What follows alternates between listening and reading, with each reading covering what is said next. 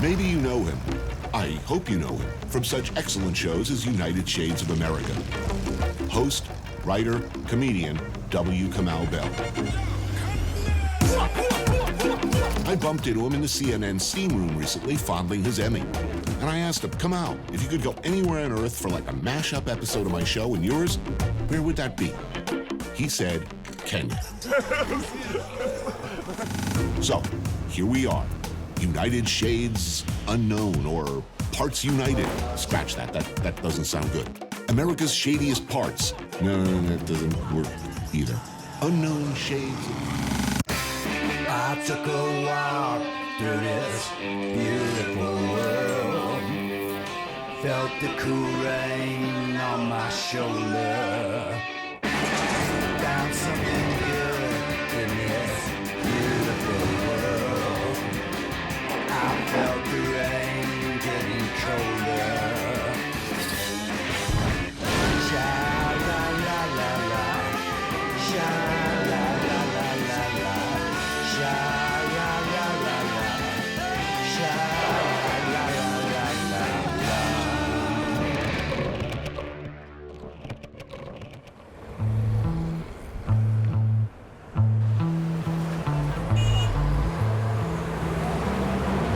First time on this continent. Yes, as a African American, there's a lot of talk about going back to this thing of the motherland.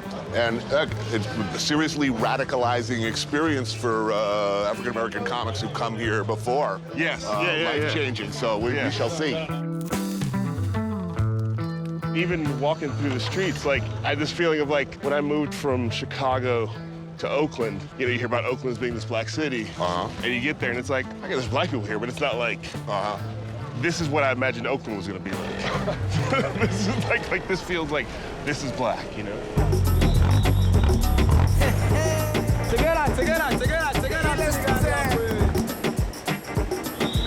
Nairobi means cool water in Masai. It's the capital of Kenya with 6.5 million people living in the metro area.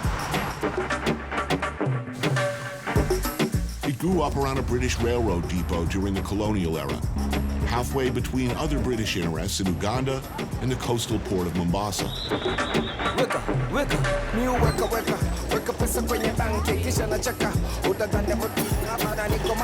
I will admit to a weird, frankly unlovely sense of been here, done that. It's not a good look for me, I know, but there's a mischievous curiosity tucked away in some poisonous part of my brain that's dying to see how Kamau handles the heat, the spice, the crowds, the overwhelming rush of a whole new world. Because that's what it is first time. This ain't Berkeley.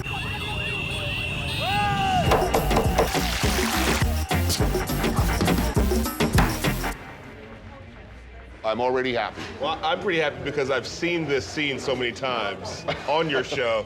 I finally get to be in this scene of this is gonna be good. I mean, you have a Kenyan name.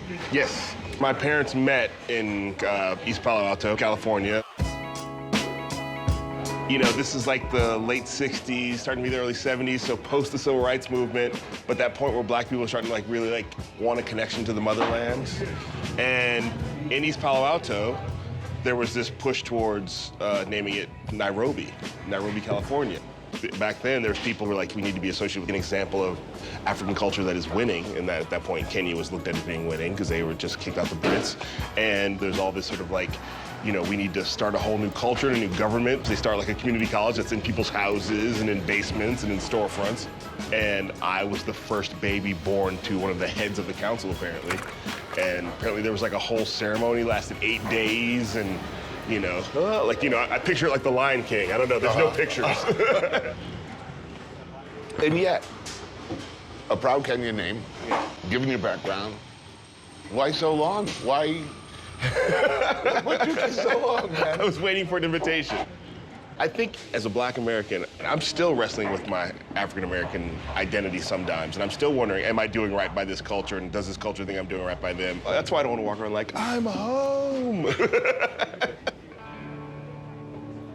I also think that like a lot of times black people in America have really struggled with that as an identity. What is it to me to be black American? I'm like, I fought hard to claim this identity. It's exhausting, you know. Am I ready to start with a new one?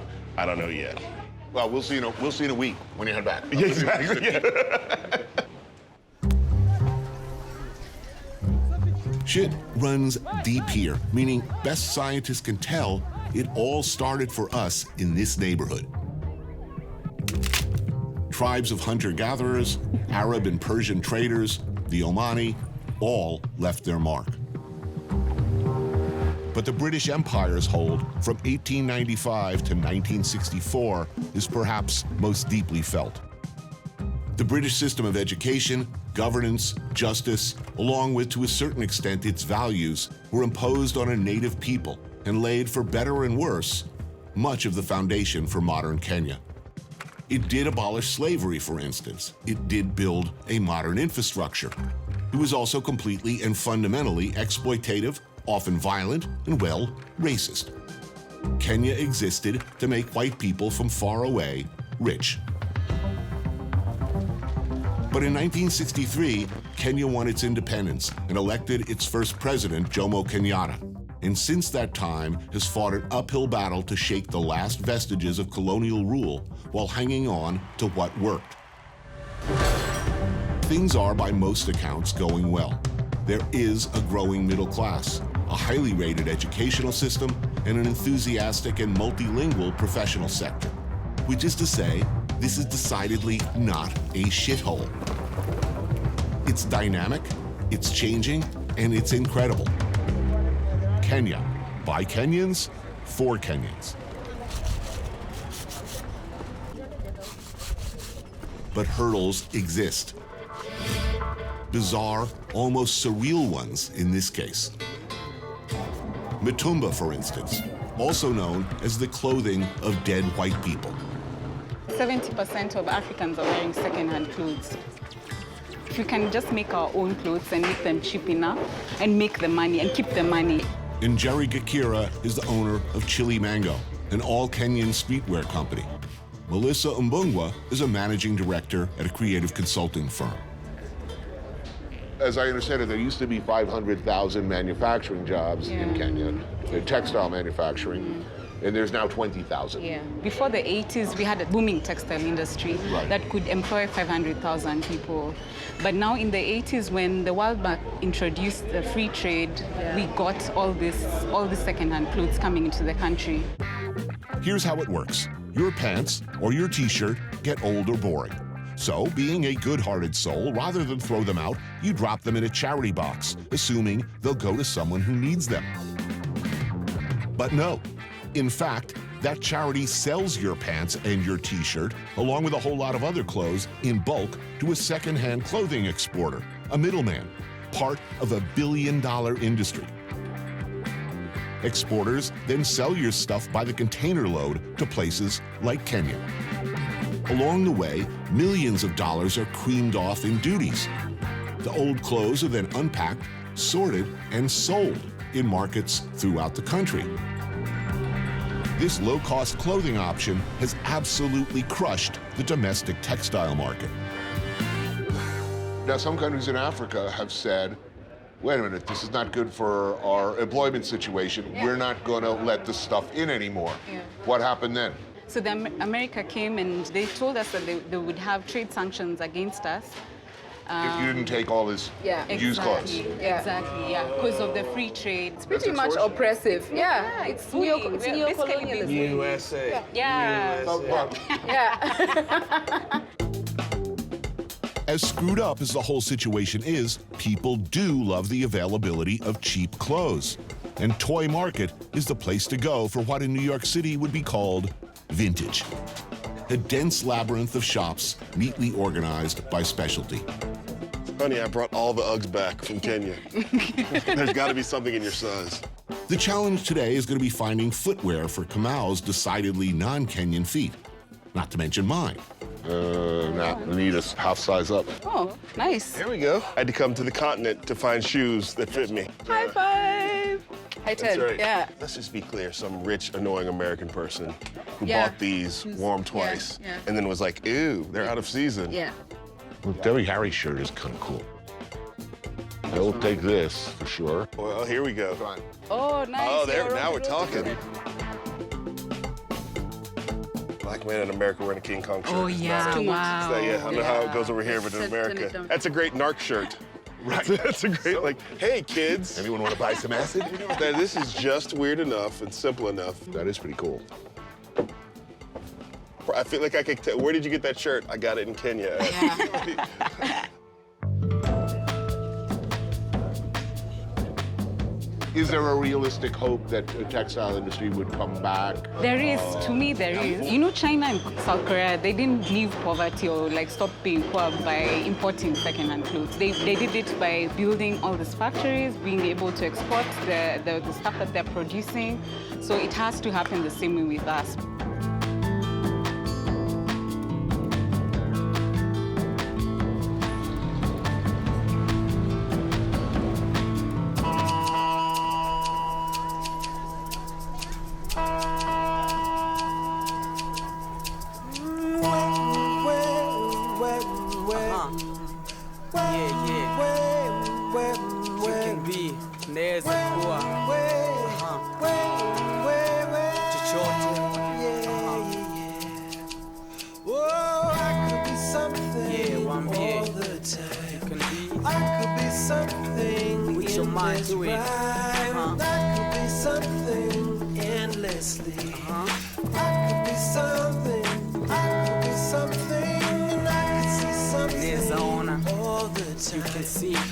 Everybody needs a superhero. In Kibera, Nairobi's largest neighborhood, they make their own. Part of a project run by the Masai Art Collective, intended to empower kids who don't otherwise have much. There's a Swahili saying, it says, sanaa ni kioo cha jamii. Art is the reflection of the community. Well, what we did is to make art, we use it as a tool.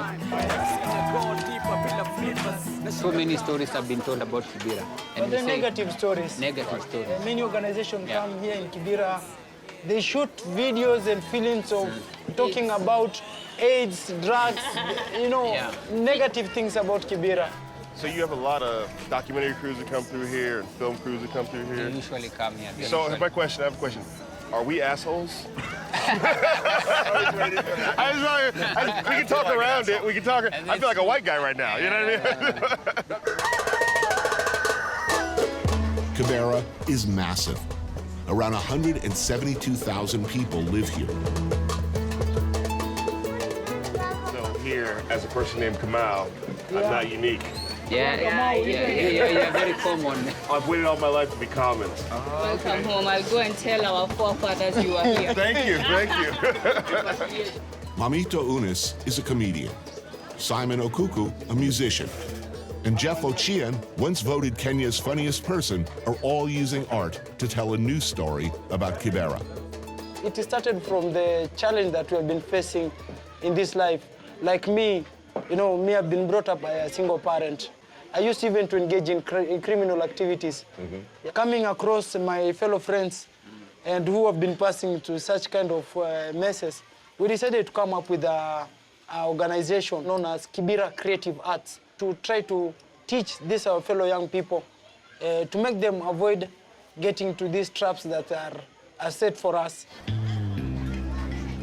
Kibera is also ground zero for what's called around here the white savior complex, a focal point for the more than 12,000 mostly well-meaning expat aid workers who live in Kenya. It's a dynamic that can be counterproductive, as salary and employment discrepancies can cause a ripple effect of problems for native Kenyans. Yeah, man. Many Kenyans are working on a grassroots level to take control of their own future. Kibera Creative Arts being an example. Artists and performers from the neighborhood working to support and develop local talent. What is it like to be a comedian in Kenya? How does that look? It's so hard to make people laugh in Kenya. You imagine these are people who have not paid their rent. These are people who have gone without food for some days. So they come in angry. Yeah. Angry and hungry. You should take me with this camera when I was small. Now that I've grown big, let me be taken by big things. And that's the reason why when we go on stage and make people laugh, it is a plus. So we say, wow, man. Yeah. Yes.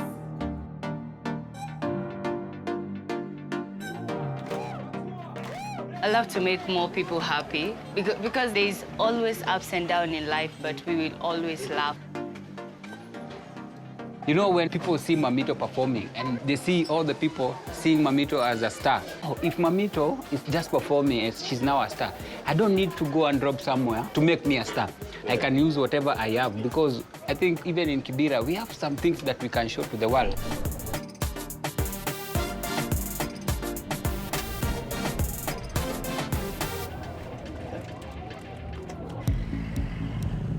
By regional standards, Kenya, Nairobi anyway, is particularly tolerant. Kenya has become a sanctuary of sorts for a number of diverse ethnic, political, and social groups. One such group with a steadily growing nucleus is the LGBT community. Not too long ago, a nearly unthinkable development. So you shall never know this pain or awkwardness, when I'm doing shows in the States. I often find myself, so, what's it like being black in America? Now you will share my pain. What's it like being gay in Kenya? Oh, yes. Kawera Murichia, Malcolm Muga, and Awara Nyango are members of To Revolutionary Art Love, a gay art collective. Kevin Washiro is a writer and journalist. So how free can you be? Like, are there places in Kenya where you can walk around holding hands with your partner? You could try, And Are there places you could go where it's not an experiment? No, I think at all points it's an experiment. Well, so where's the threat from? Where is it most dangerous? I think the violence is like from homophobes. All of it is based around like desire of the penis, right? So if you see two women kiss, it's hot because you think you can get in there. Yeah. So like, penis belongs there. Yeah. Oh, they're just one penis short. Yeah, like they need me to help them out with the dick. Yeah. But if you're just in abundance. Yeah. And the violence like against like lesbians always comes in the part where like men realize, oh, they're not attracted to me. Much of the news concerning gay rights on this continent continues to be pretty grim. It should be pointed out that even being gay is still illegal here. But in February of 2018, the Kenyan National Gay and Lesbian Rights Commission filed suit to strike down sections of the laws, arguing, well, the obvious, that they violate basic human rights. What happens next? Well, a lot of people are holding their breath. If the law's overturned, what are the larger implications? If we win this case, I'm happy and scared at the same time. Yes. Yeah. Why scared? Backlash, obviously. It'll happen. There will be people who will be attacked. Yeah. I mean, we're moving to an extreme end of freedom. Yeah. And there'll be hate. I mean, I want it to happen so bad. Yeah. If it happens for us, it'll be inclusion for every Everyone, other yeah. minority in this country.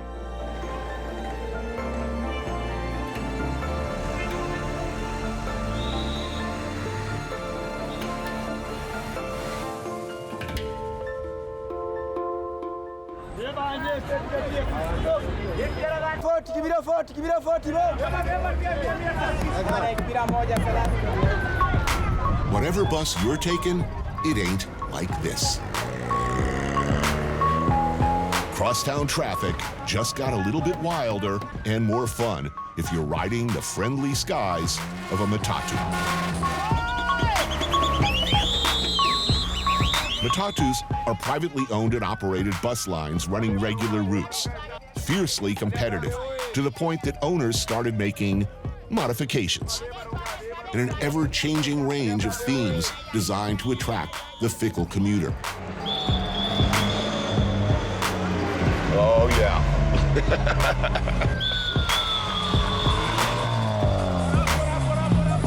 Not subtle. All right, let's do it, man. Culminating in buses like this. Mad Max, a rolling, post-apocalyptic, seizure-inducing party bus. Just the thing you need after a hard day's work.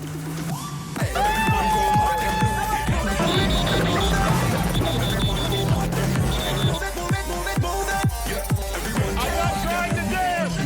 It's making me dance. I don't actually want to dance. So what do people want on their Matatu? What do they have to have? First of all, you need to have good music. The exterior art needs to be popping. Widescreen TVs? Yeah, TVs, Wi-Fi, air fresheners.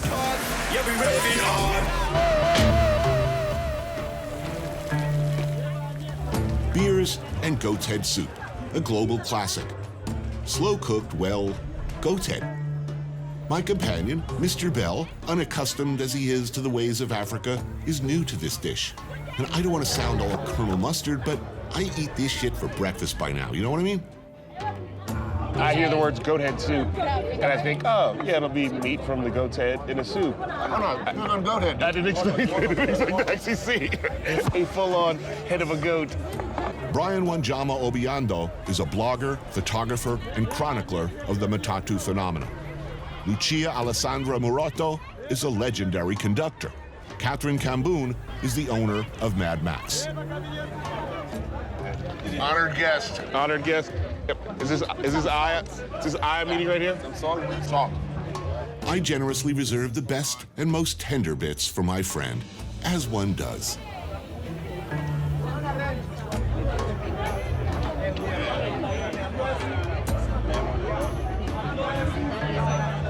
I fear, however, that he was less than enthusiastic, initially anyway. Wait till he tries the brain, he's gonna love it.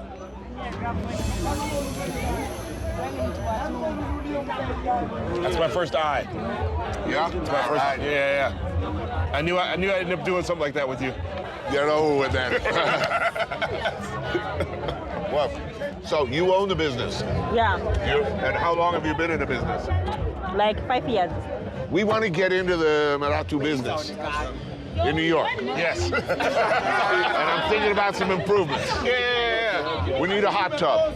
This could reinvigorate public transportation as we know it. Especially in New York and LA where people don't like the bus. And what does it mean to be the conductor? They don't just let anybody be the conductor. In this job, you need to have a lot of patience. Just somebody who's had a bad day, they just don't want to pay. If you don't have patience, you just find yourself on top of the moon. So can you tell me, what's it like growing up as an Italian Kenyan? The challenges I had as a kid was my hair. Everyone wanted to touch my hair. One thing I love about this job is that I meet all types of people. And I don't look down on them and they don't look down on me. That's the best part of it.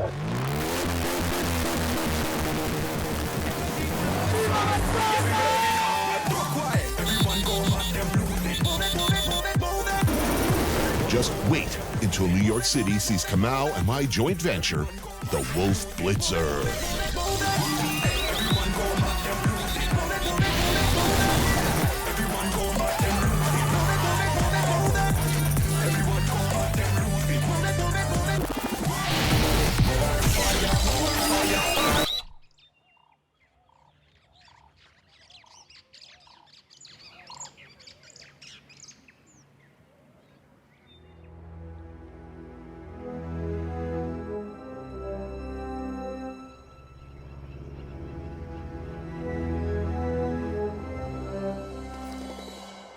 A few hours drive from Nairobi, it's another world. The Africa of dreams, of films, the natural world. But a world under constant threat.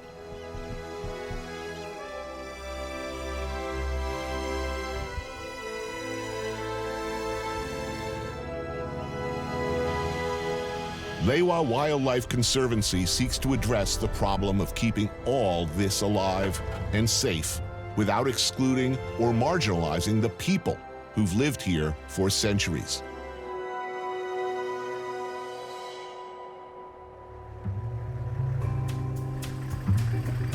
This is Dave, guys. Look at this guy here. This is Dave the giraffe. He's a residential giraffe. Hi, Dave. Our guide is Karmushu Kiyama. He grew up in a village near here and has a deep knowledge of the wildlife of Lewa. This is significantly better than the zoo. I guess it goes without saying. Yeah. For some reason, I had a negative connotation of safari. They used to shoot animals in safari. There's our kind of safari, and then there's the, Trump Jr. safari. Yeah, I think I was afraid every time I said the word that people just, what are you doing? Like, no, this is good. This is a good kind of safari. Okay, it's good for the world. Okay, good. 100%. Good for the world. Good for the world. So good for all the I think we need another word or something.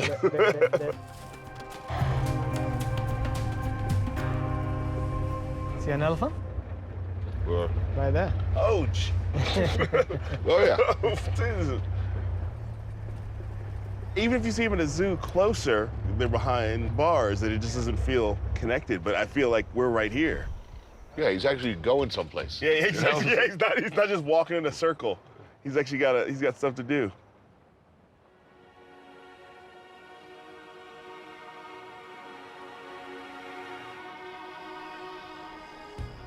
The fact of the matter is, these magnificent animals would most likely be gone without the intervention of man.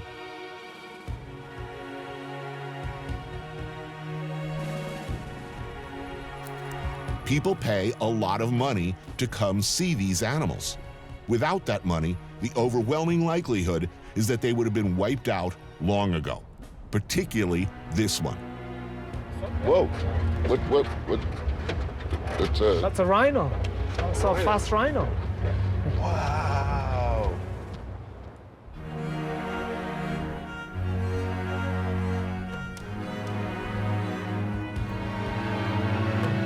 The Conservancy was set up specifically to protect these guys.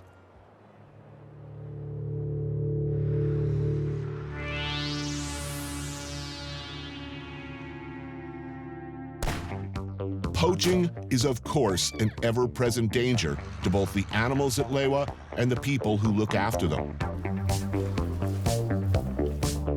Particularly the rhinoceros, whose horn is believed by wealthy Chinese buyers to be a strong medicine with virility-enhancing powers.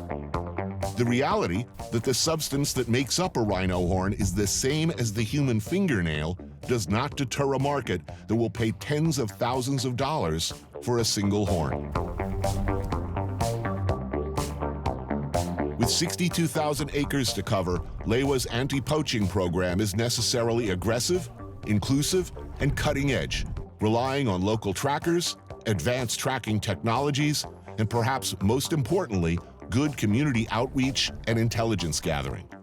If the local people are not on your side, you are at a serious disadvantage. So that's a white rhino. And it's a white rhino?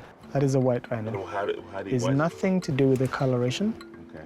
White was an African name, white, which means wide mouth. And whoever came to write about them put a knee there, then it became white. You said white rhino, and it was like, yeah, it's not white. I think his dad might be black.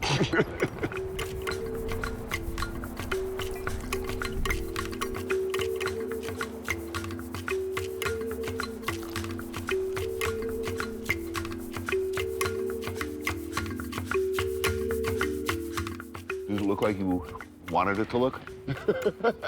Or expected it to look? I mean, no. I mean, I guess I don't know. I mean, I grew up as a kid, Probably my first images of Africa were Tarzan, Mm-hmm. So I don't think I knew what Kenya, Africa was, What a shithole, right? I mean, What a shithole.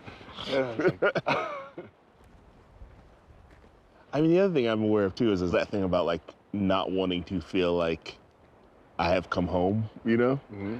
And yet there is a sense that there is this diasporic connection, even though I did not come from Kenya, Mm-hmm. It's nice to have that connection, even if the frame that connection was built through was colonialism, It's the good part of colonialism. It brings people together.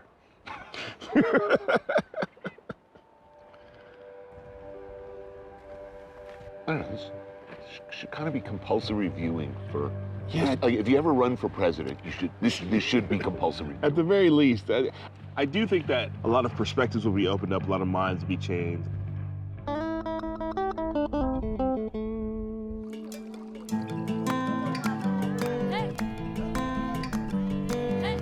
Traditionally, we've had some sort of conservation culture which sort of got eroded.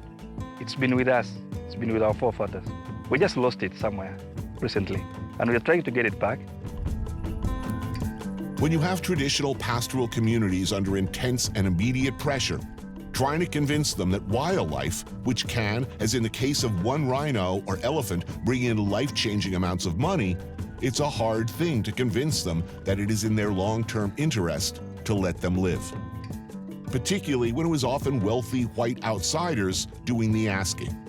If you were very successful in managing this ex-cattle ranch as a conservancy, but wildlife across Kenya as a whole had no future, then to all intents and purposes, you just established a zoo. And so what Lewa's ethos has always been is to just show Kenyans that actually wildlife can have value and benefit.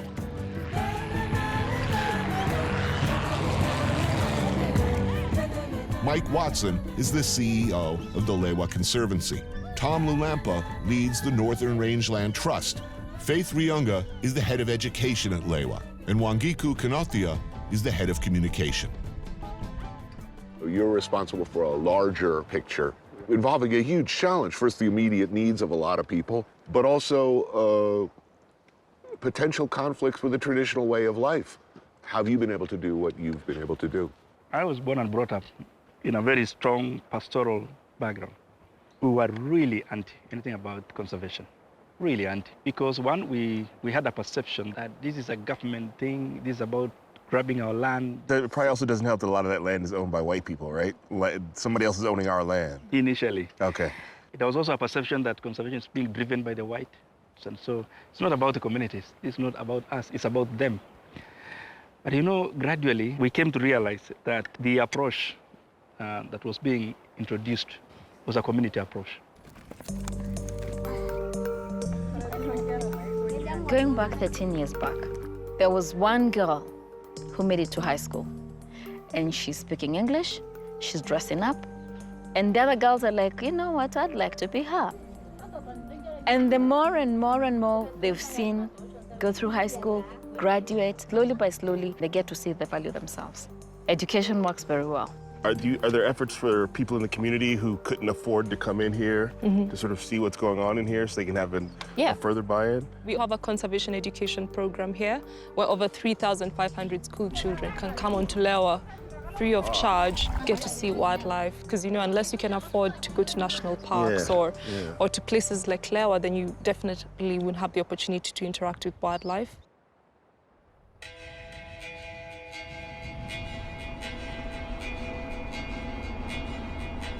So we're headed towards the lions? Is that what we're doing right now?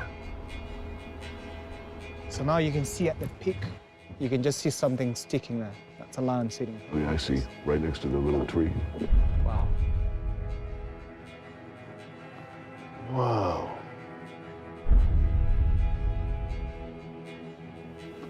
Well, there's a bunch of them. Yeah. If we're lucky, they might come down the hill. That's lucky. If we're lucky. We define luck in different ways.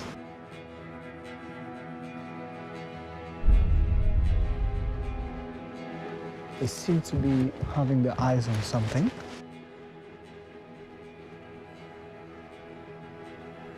He's gonna turn. He's gonna go left. Oh, yeah. So we have Oh, a geez. good position. How are you doing, lion? So the lion is about like 30 feet from us or so.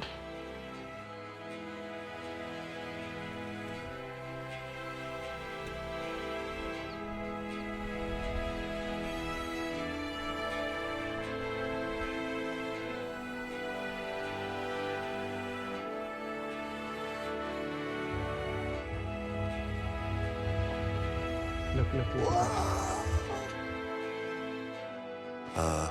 Just my family, I love you. That's just in case.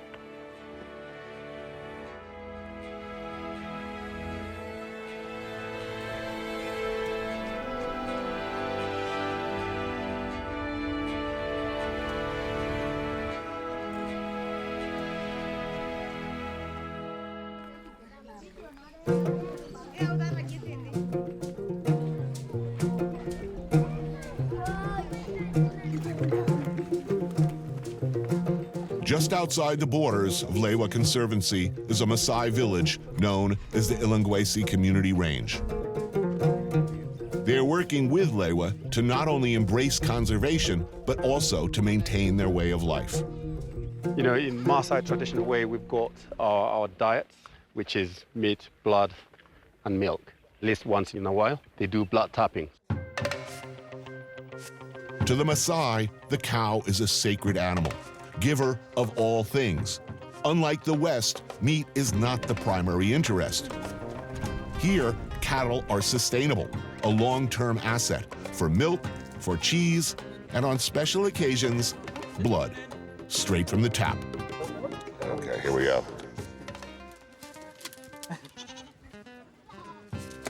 Whoa! All right, well done. Well done. Annoying as hell for the cow, no doubt, but decidedly not fatal. It might, however, prove fatal for my colleague Kamau, who, unlike me, has never experienced this local beverage. A warm jet of arterial blood into the gourd. Add some thick, clotting milk, also from cow, shake, and down the hatch. Would you like to have a sip? Yes. Here we go.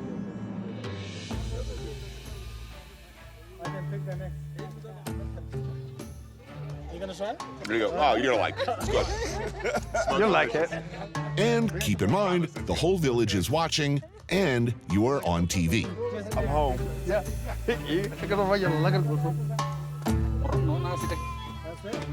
Makes you strong. Yeah. Well done. Thank you. Thank you.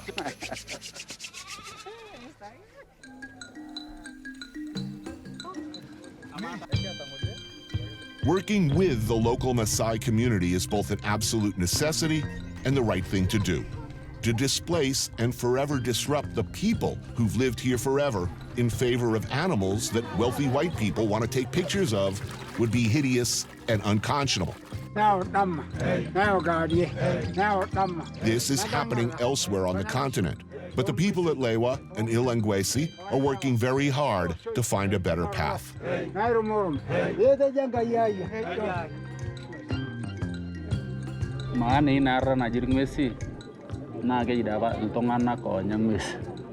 He's saying the meaning of the word Ilangwesi. It's the people who survived, you know, by hunting and gathering. And hunting wasn't what we understand of hunting today. It was hunting for survival, for food, not for business, not for selling trophies and stuff. Jonathan Kip is a Masai chief. Lila Kenyaha is a Masai elder here at Ilangwesi. Was this an easy or a difficult transition, or was it imposed from outside? The transition first is when the poachers or the sport hunting was happening. We think it was a Western idea, and we were not beneficiaries of it until when an idea came from Lewa and said, well, we can join wildlife conservation for the future of this land, for the future of the future generations.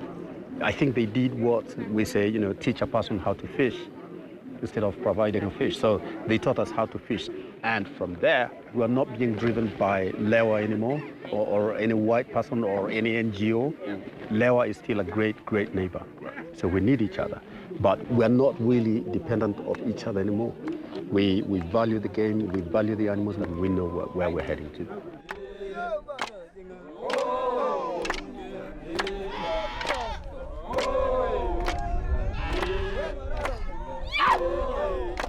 And just like that, after months of drought throughout Kenya, rain. I was told since I'm come out from America, I brought the rain. Right? Yeah. Well done. Bringer of rain. Yeah.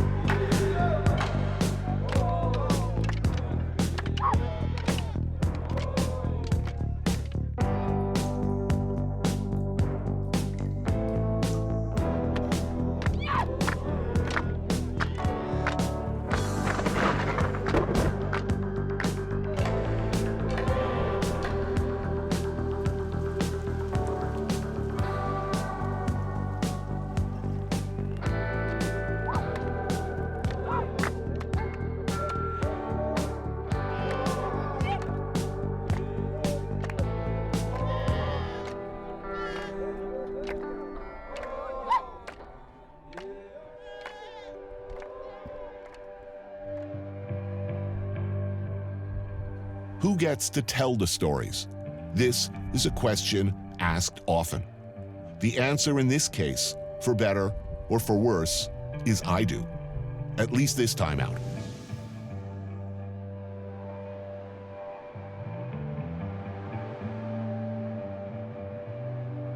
I do my best. I look. I listen.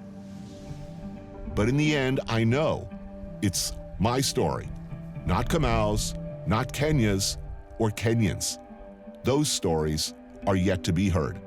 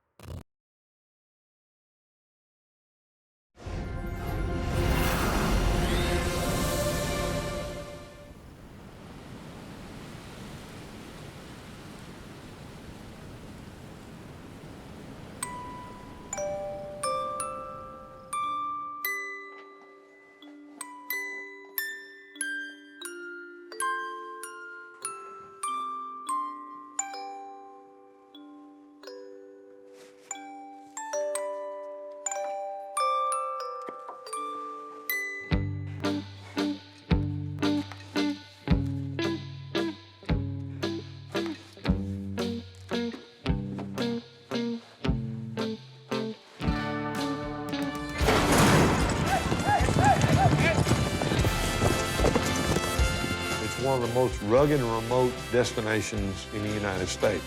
Everything out here will bite, poke, or prick you. Everything. People live in cubicles and they're king of their domain. Out here, you ain't king of shit.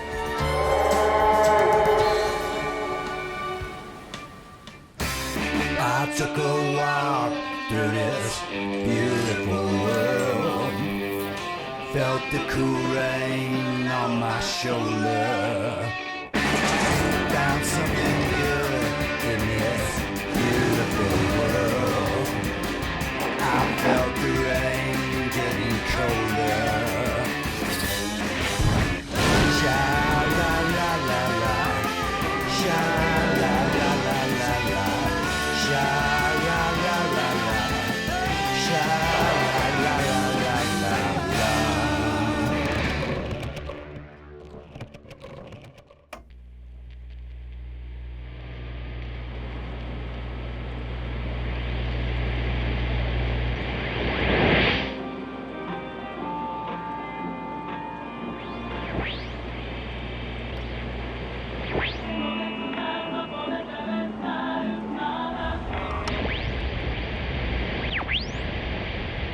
Stick around to tell your friends from the border to the basin out here in West Texas. Great to be here tonight.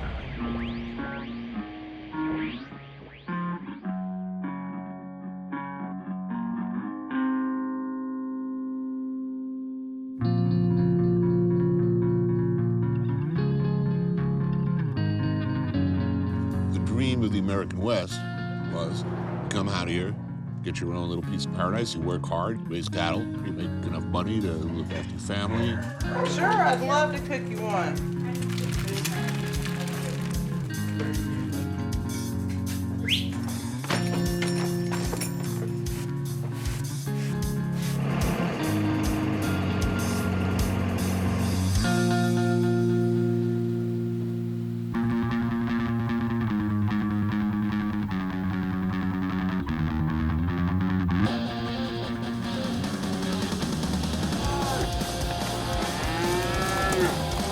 This land, it's really for one thing, and that's producing livestock.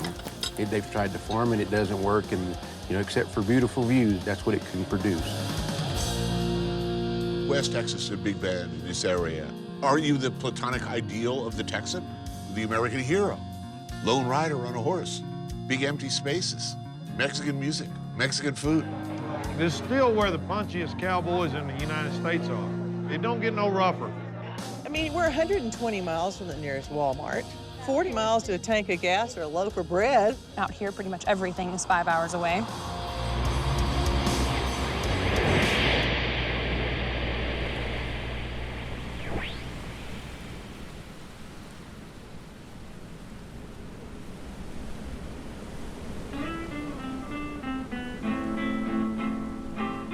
property's been in the family how many generations now? This is the 4th generation. Fifth. 5th generation.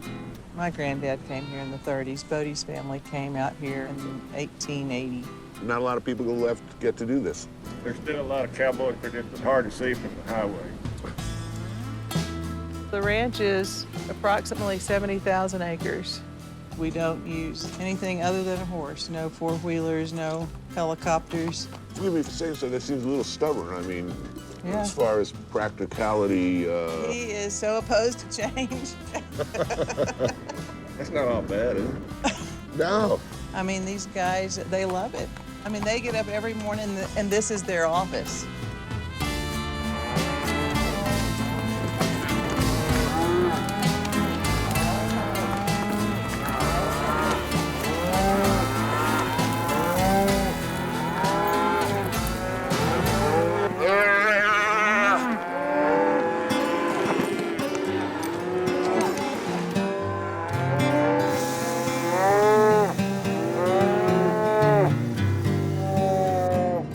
He had his teeth kicked out by a cow. Oof.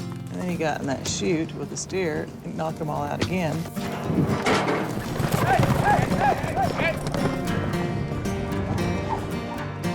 Oh, there goes Evan. She's about to rope.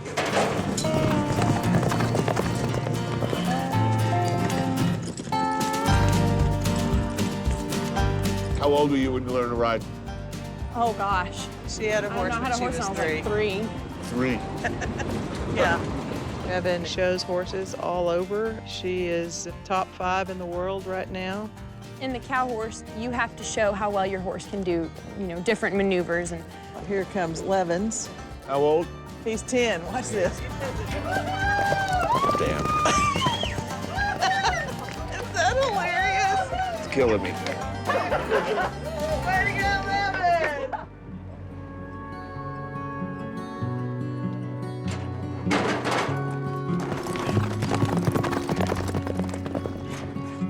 Oh, sweet little hunter, my back into your side. there we go. My path The cabrito that we're eating yesterday was a live goat. killer so graceful. We like it spicy, jalapenos and onions and, you know, fresh tomatoes. If you got a bunch of gringos, it's perfect. How Mexican is West Texas?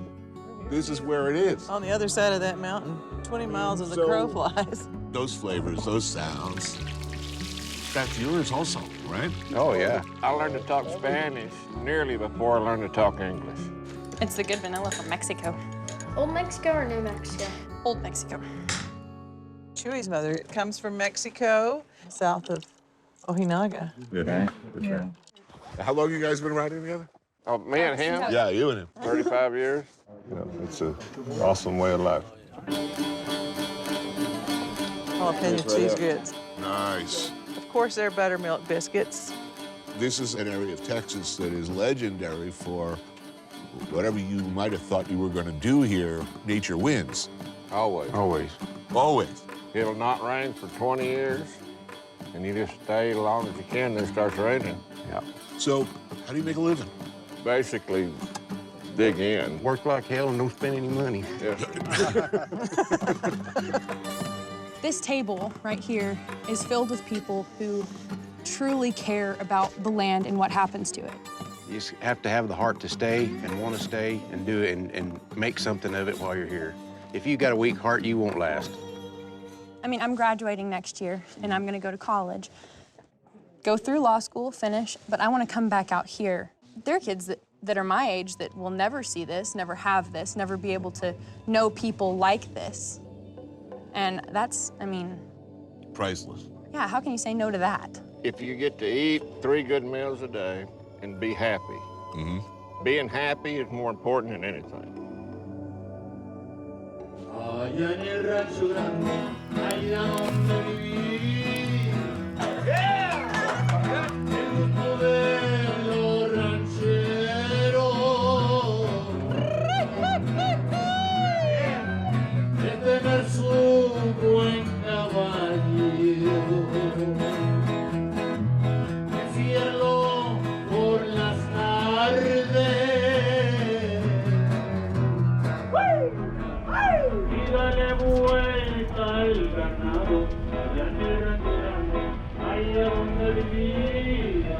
So how else is the area changing?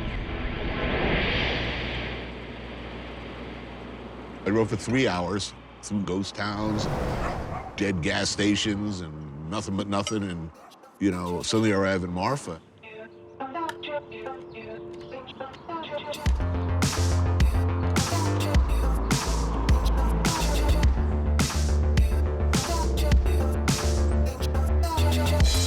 It's like, would you like some bruschetta, some salumi, you know, some $900 ponchos? That's right. What's going on? Clearly, it's not the old family Marfa.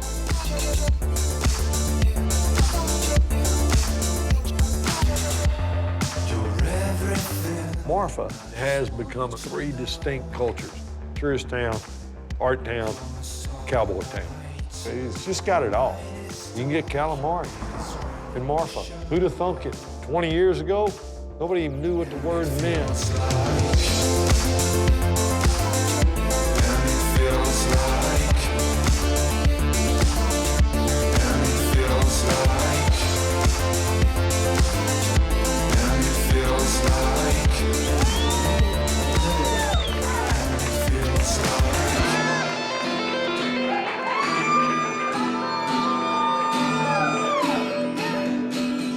This is the first bar I've ever been into where a person next to me is petting a goat. In here, sometimes You get all types. dogs come in without their owners. As long as everybody behaves, whether you got 2 legs or 4, everything's good.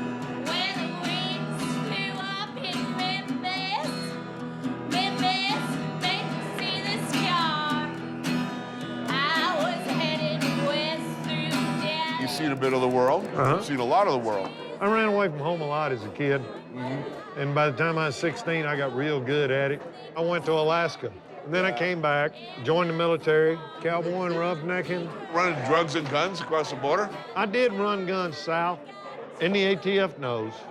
They got an open file. What motivated you to get into the bar business? Well, every cowboy has a dream of owning a saloon. I did not know that. It's been around for some time under various. Almost 100 years. There's many different cultures come through here. Hipsters, blue-collar city workers, and I wanted everybody to be able to have a good time, no matter who or what or where. There ain't gonna be but one intimidating sumbitch in my bar, and that's me.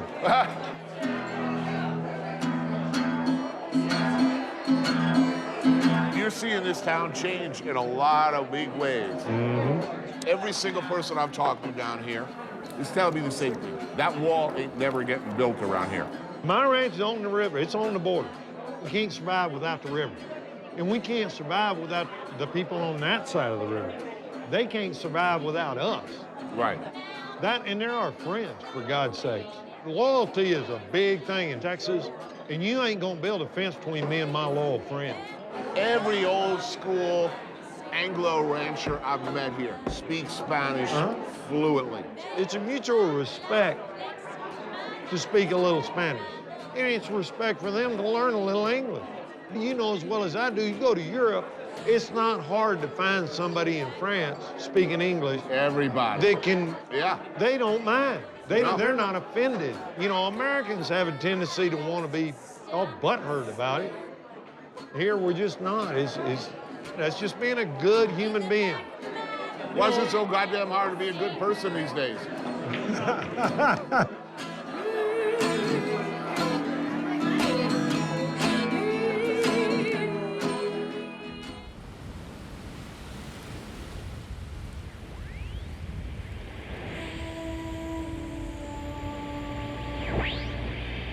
Right now in Marfa, it's 75 degrees. Low tonight, only 61. Not that cool, honestly.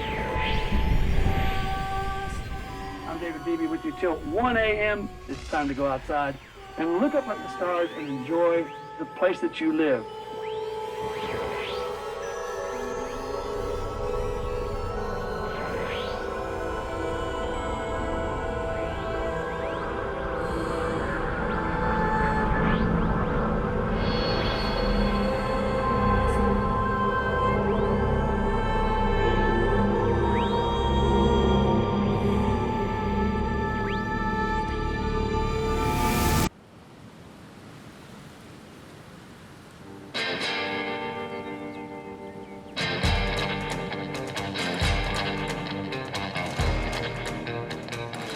This part of the state was always called El Despoblado, the unpopulated zone, which it never really was.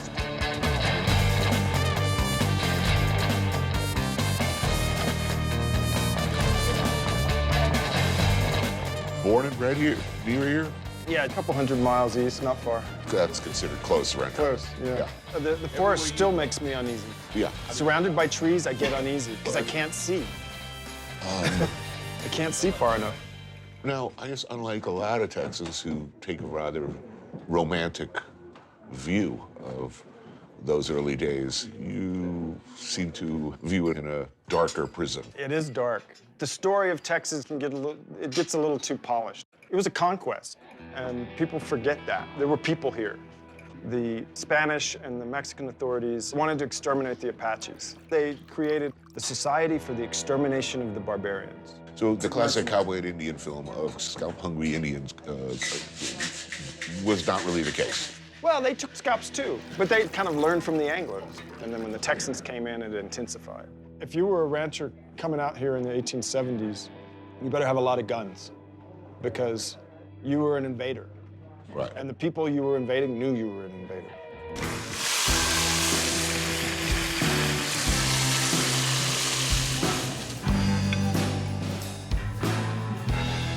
Oh, damn. You know, if you look at the legend of this place, you know, was it the history of violence and the harshness of the landscape that preserved it for so long? Yeah. West Texas stayed wild, and it's still wild. People have lived in this landscape for 14,000 years. Through all these different nation states and empires that have swept over them, they persist.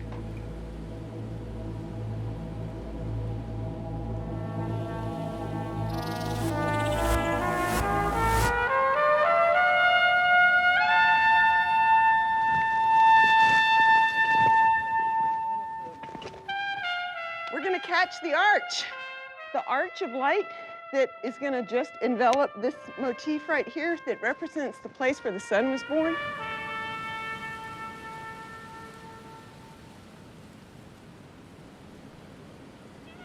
Welcome to the White Shaman site.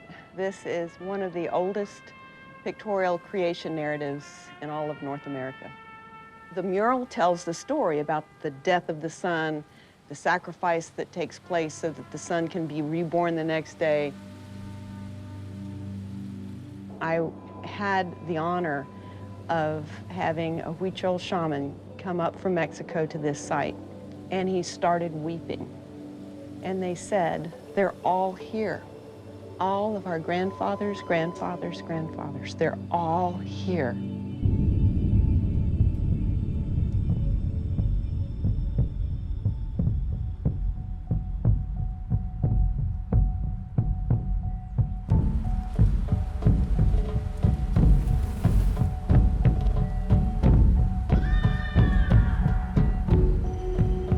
So here we are in Alpine, Texas, talking about the beginning of civilization on the North American continent. The earliest evidence of human existence in this area goes back how far? Almost 15,000 years. The rock art in the Lower Pecos and along the Rio Grande encapsulates not only their religion, but the cosmos. Why you had constellations at certain times of the year, and where were they in relation to each other, the seasons. Tony, sometimes I just want to scream because people will say, you know, well, did these people speak with the grunt? Well, I look at these murals and I see sophistication that we'd be hard-pressed with today. I think sophistication is an overvalued term. I mean, what the hell do we mean by that anyway? Well, I mean, still pretty much killing ourselves with spheres and rocks of one sort or another. One of the important things you have to realize is that these people have the same brain that put a man on the moon. They were in tune with their universe and their environment. same brain, same brain. I would not be surprised if the Lower Pecos art outlasts all of us. All of our monuments crumble to dust immediately. 4,000 years later, white shaman, still there. I think they're going to have a tough time of interpreting what life was like on this planet. They'll be left with like Betamax copies of Three's Company and, you know, and Who's the Boss? Who lived on this planet and what went horribly wrong?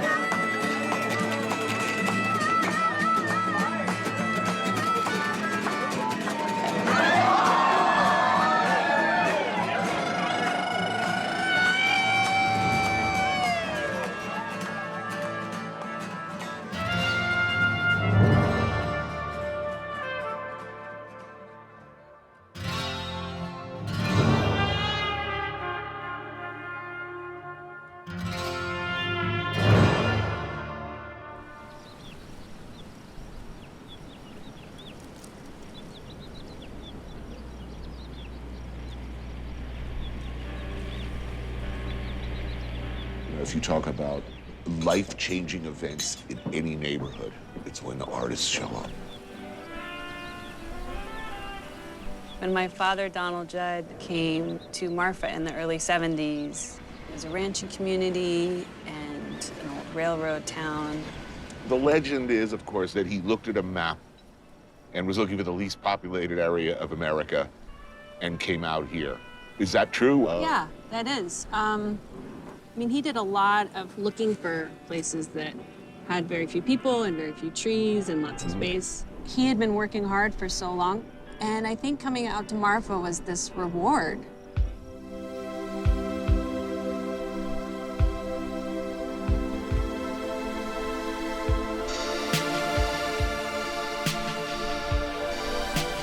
That was a giant of the art world in New York with an enduring, huge legacy. What's that like? The thing with my dad is that he was like a buddy my whole life. He was literally like my tether to understanding the world.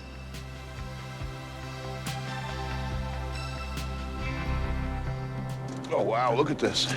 There are people who make great food in Marfa that didn't open a restaurant, so this is the behind the scenes of the yummy food that people make in their homes. Carmen's menudo and her blue corn tortillas. Nice. Johnny Sofocal's mesquite bean flour empanadas. Melinda's queso fresco. With chiles? I love this. And Ophelia's tamales over here. Wow. When your dad came to town with nothing but love in his heart and a desire to make beautiful things, he ushered in this entire new world with the invasion of, you know, gourmet coffee or, you know, trained baristas. How did he feel about that? I mean, my dad made his own coffee every morning, so he wouldn't be that into the fancy coffee available now, but the people who come here now, as long as they're contributing to being a good citizen, it's actually a good thing that people are here.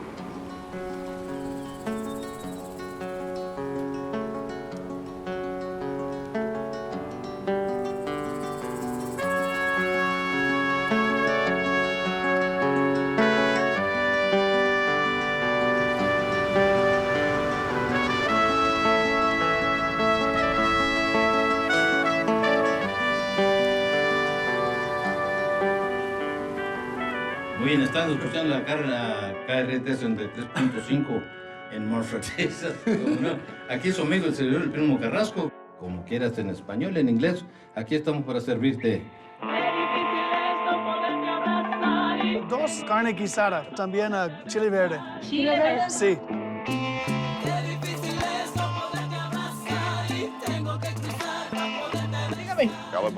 Barbacoa. Barbacoa, taco.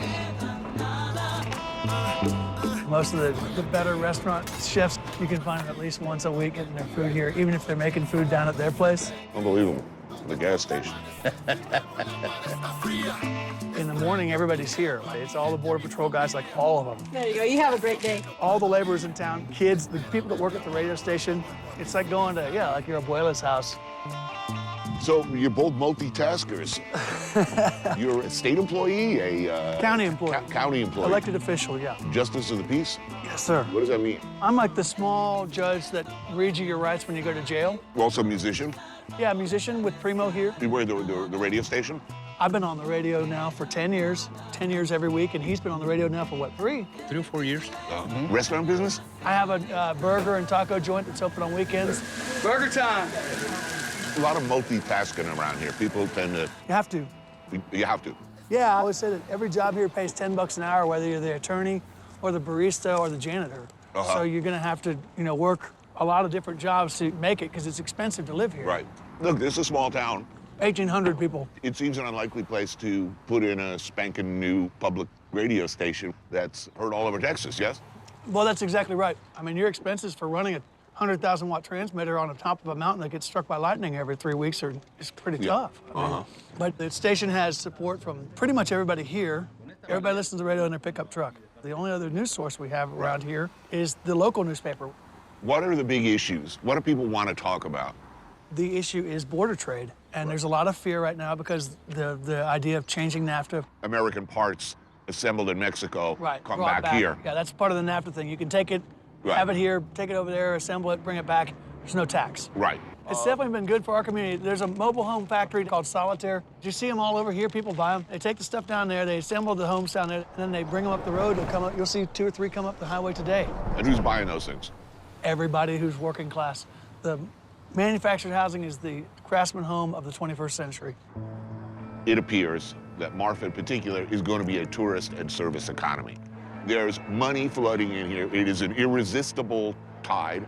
Is there money trickling down? Is it spreading out into the community? We have jobs here. You can get a job here. It's not, as I said, everybody makes $10 an hour here. But 25 years ago, we had nobody here, and it was a dying town. So you got the cowboys, Border Patrol. You got hipsters coming in from out of town, New York artists wearing weird glasses and white pants. Maybe we don't understand each other, but we can all be in the same place at any time. People here are nice. Aquí en el pueblo, everybody's wave each other. Todos.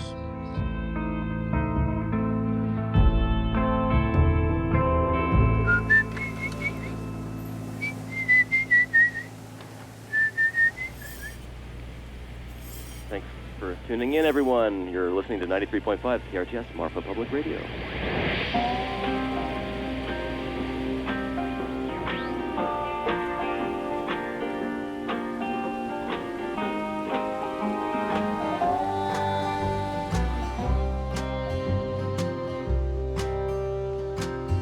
Oh, dear friend, I know your secret, but I just can't keep This is what the Mexican people end up living in once they leave their adobes. The projects, the low-income housing. In the morning, you will pay for what you've done. Hola, Ramona. ¿Cómo está? 2 burritos, por favor. De asado. Por favor.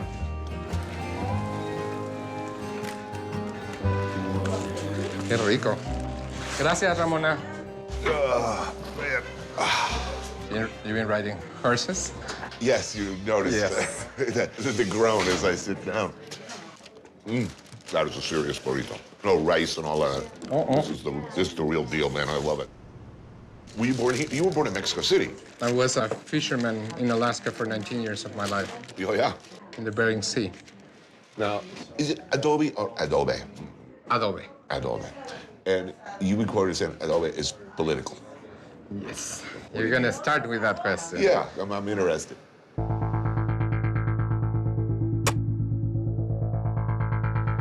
Straw, clay, water, and manure, that's what makes the adobe.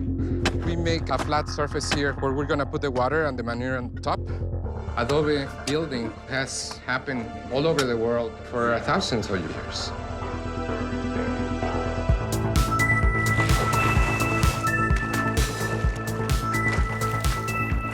Here, historically, the adobe has been kept alive by the Mexican and Mexican-American populations.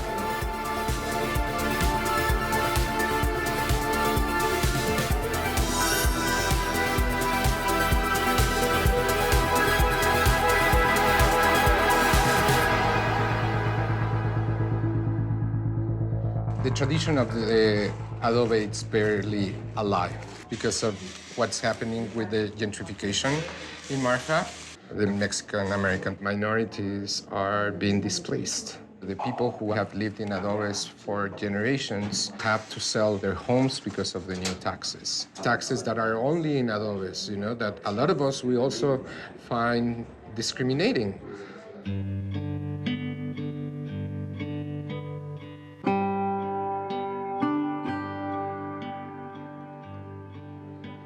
We are at a critical point.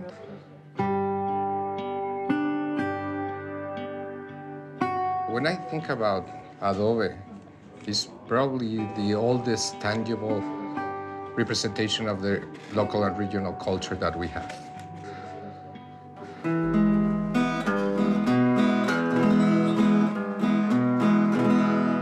Sé muy bien que te vas y sufro tanto, pero ¿qué voy a hacer? Y así lo quieres.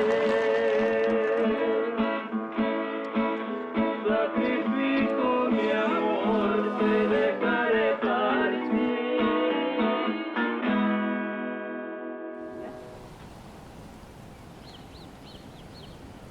Everybody for generations, they have crossed the Rio Grande back and forth just by walking. The river was low, and they would just cross, go buy some groceries, and then go back.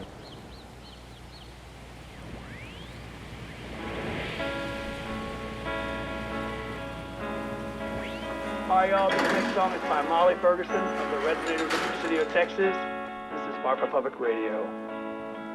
Ir a caminar en el muelle del mar, contigo a mi lado, pero no es tan fácil porque estoy lejos de ti y quisiera poder vivir contigo. Y cuando llega la noche yo quiero estar entre tus brazos yo y quisiera volar, pero no es tan fácil porque estoy lejos de ti y quisiera poder vivir contigo. Very low crime here. Yep, I mean, Ojinaga defies so many of the things that people say about the border. You know, my daughter spends a lot of time in Ojinaga, my daughter. And, you know, some people it's like, what? But, I mean, I don't go to sleep at night wondering if she's okay, because I know she's okay. She's at home. Yeah. The interesting thing about this restaurant is they don't just serve your typical Mexican, you know, enchilada place. So a lot of kind of traditional recipes. Well, I know they do meat here in a big way, yeah.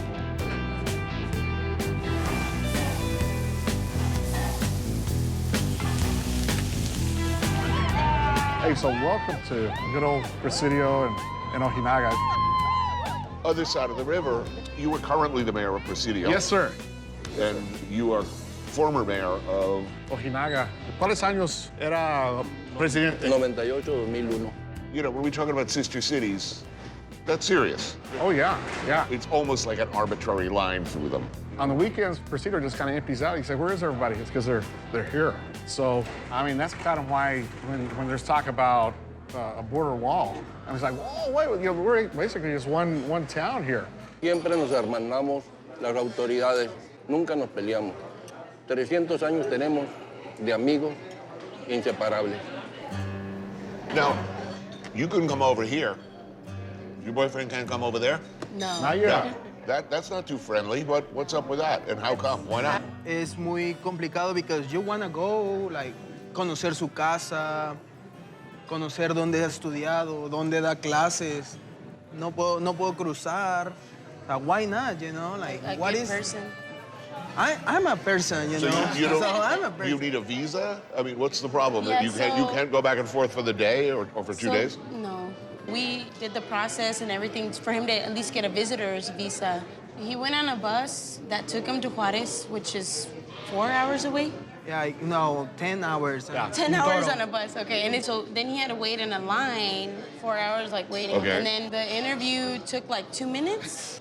Almost, and they almost just something put like denied. that. They didn't even Denied. Meanwhile, you live right, like within a mile from each other. He has no bad record, nothing, you know, and we're best friends, you know, and I wish he could come over to my house and just see it, you know. The state of Texas is so much more diverse than it used to be. And I think it makes it just better. Oh, yeah. And I know some people, it scares them. I think it's just the fear of the unknown. It's not the fear based on anything concrete. Here, we're all family. Cuando saludas, saludas con la izquierda para el corazón. Salud. Salud.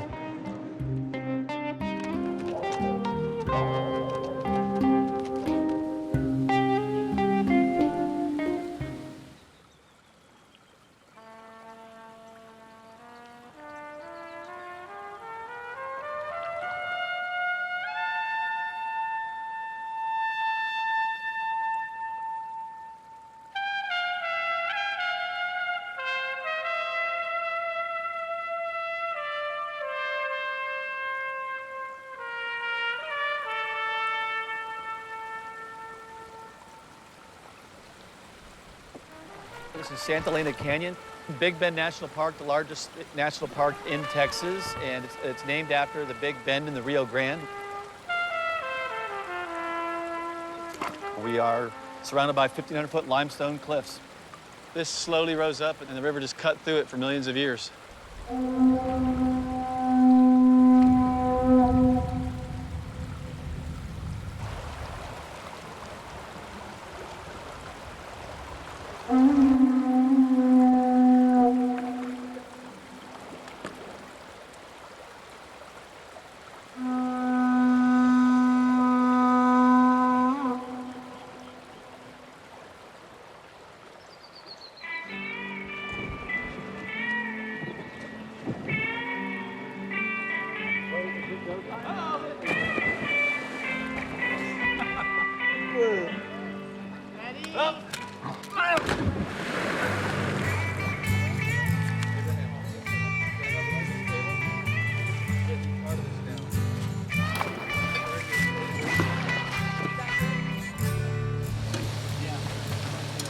It looks good. Oh, good job on the food. Ah, yes. Thank you, guys. Salud. Salud. So you're looking at Texas, and I'm looking at Mexico. That's 100% correct, yeah. The cliffs on our left are Mexico, and the ones on our right are the United States. I've been on several overnights where your clients almost forget that, yeah, that's Mexico right there. And they say, wait, is that Mexico? And it's like, yeah, it is. Looks exactly the same as that. Yeah. We get people from all over the country, all over the world, and some of them come in hesitant or scared of the border. When they book the trip, they say, should I bring my gun? Right. But the neat thing is that everyone I've taken out, you get to see this transformation from being like terrified to thinking it's beautiful, to thinking they don't need a wall, to thinking I'm actually gonna write a letter saying that we don't need a wall. Right. Has anyone ever bothered it? I mean, are there like security gunboats coming up and down this river? I mean, I think the Border Patrol technically does have a hovercraft that they've used once, and it was horrible. Yeah. They have helicopters. For the record, I don't understand why Mexico is made to be such an issue. I mean, it's our second biggest trade partner, aside from China. Yeah, what about the Canadians? They're actually pouring across our borders and stealing our jobs. They are taking our jobs. Find a non-Canadian comedian. How many Canadians play hockey in the United States for a U.S. team? Those are high-paying jobs. That They're stealing them America, from- yeah. they're stealing our jobs. I mean, there's so many avenues that conversation can go to where violence comes from, where dangers come from. Well, even our small towns here. I mean, crazy stuff happens everywhere. The world is made a better place by little bits at a time. You can't just jam through a wall in 1 year and say it's fixed. You know, I've been to a few places where they do have a wall. Yeah. Few things are uglier in the entire world of all of the places I've seen. Few things have been more an indication of an utter failure of otherwise smart people to figure shit out. Thank you for showing me this amazing, I mean, just ludicrously amazing place.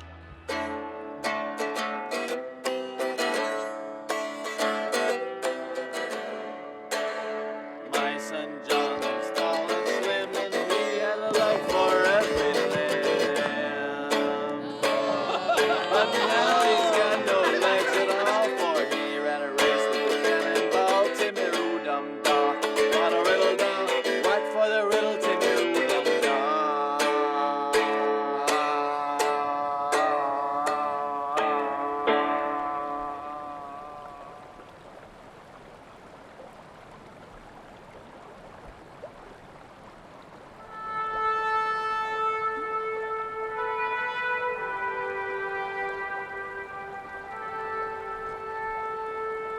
There are certain type of people who connect immediately to the empty spaces.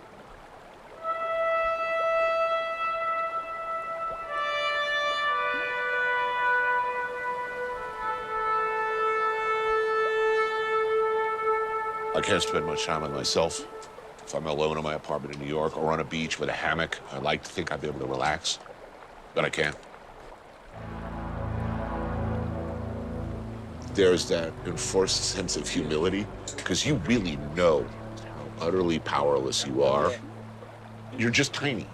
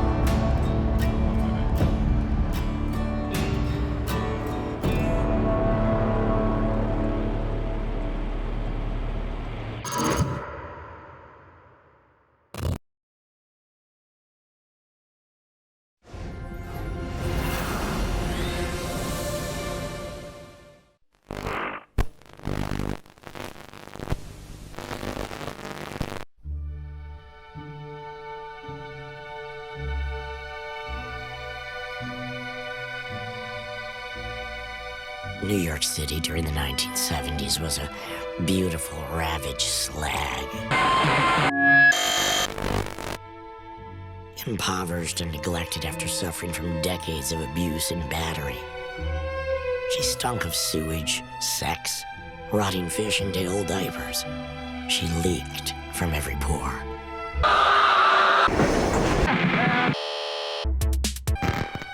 We were howling with delight, laughing like lunatics in the madhouse that was New York City. Thrilled to be rubbing up against the freaks and other outcasts who had all decided to run to Land's End and scream their bloody heads off. I took a walk through this beautiful world. Felt the cool rain on my shoulder. Found something good in this beautiful world. I felt the rain getting colder. Sha la la la la, sha la la la la la, sha la la la la, sha la la la la la.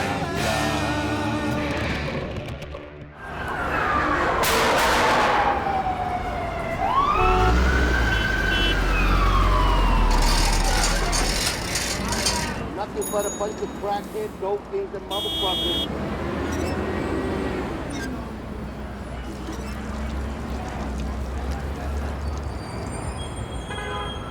This is a show about a very special place, a very special time, and some very special people. So much happened, so much began on New York's Lower East Side.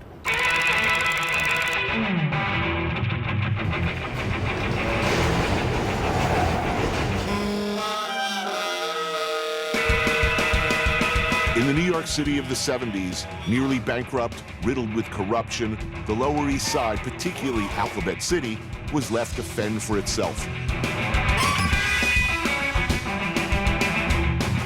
Huge swaths of it abandoned, ruined, or simply empty. Much of it became an open-air supermarket for drugs. Whole blocks taken over by organized drug gangs. Rents were cheap, and the neighborhood started to attract a newer, highly energized and creative group of people who wanted to make things. Music, poetry, movies, and art.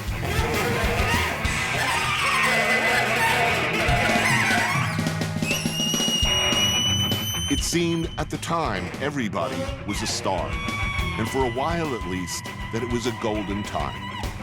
But it was dangerous. You lived down here, you had to be tough and talented, and often very quick.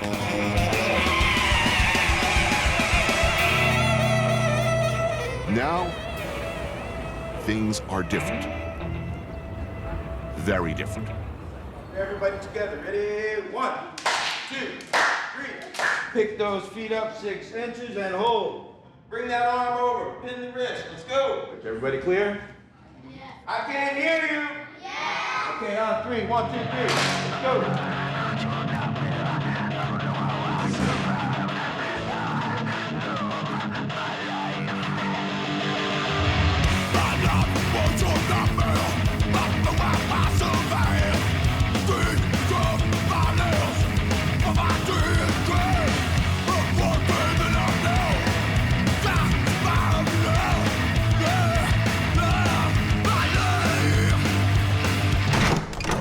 So, I mean, this is pretty much some of the last remnants of what the Lower East Side kind of used to be like, you know? Good old school, no elevator. So you didn't live in this building? No, this wasn't the building I lived in. This is a squat, though, that actually became legal. I was actually in that building right there. When I lived in it, it was, you know, we had no windows, no front doors. You know, you'd find a door in the street, you'd put it up and chain it up yourself, you know. No running water. I used to bathe in the fire hydrant in front of the building, and I used to sleep with my pit bull so rats wouldn't get too close to me at night, you know.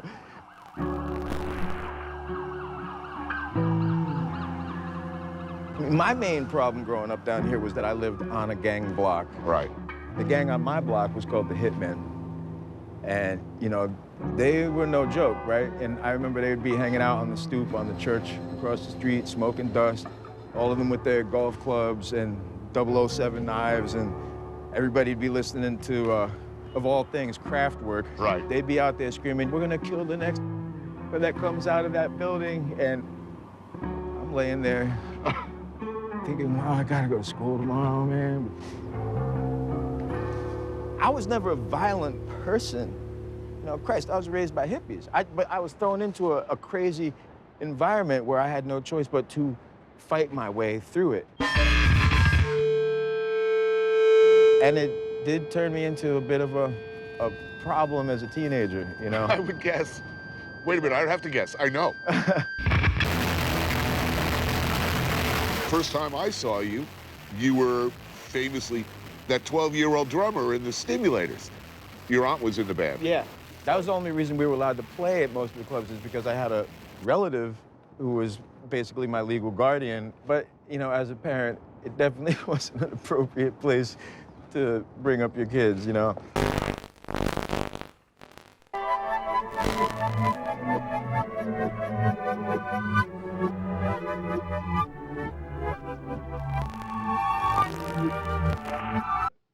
You came here first as a writer, as a poet.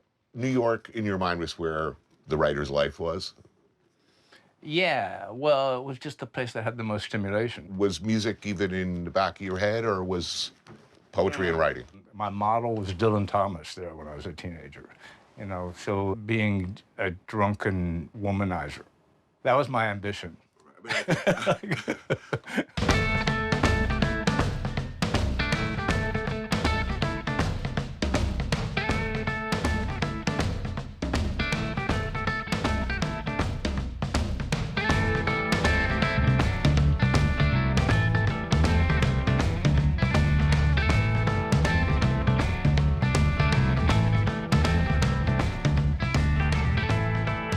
woke up in your own lifetime, opened up a paper, and realized there's like 1 million kids in Britain dressing like me and cutting their hair like me. And you have this inadvertent tectonic effect on kids all over the world. It wasn't inadvertent, but it was indirect. I mean, I wanted to have that effect.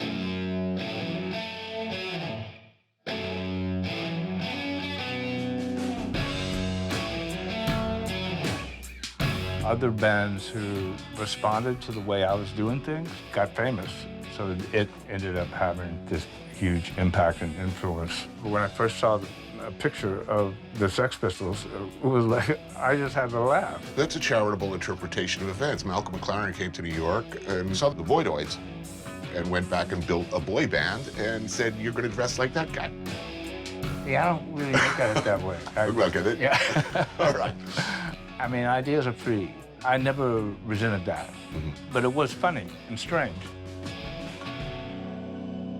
Cheap Rent brought a lot of people together.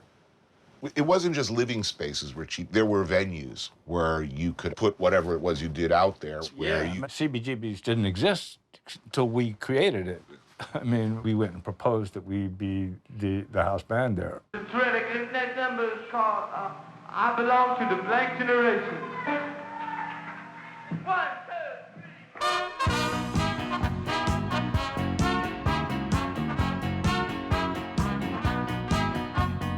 3. Do we over-romanticize that period? Was it special? I think the creation of the mythology of the 70s kind of began about in the mid-90s. I can see why people who weren't there wish they were there, but it goes against all my instincts to think that way, just because the idea is we didn't like where things were, so we decided to change them.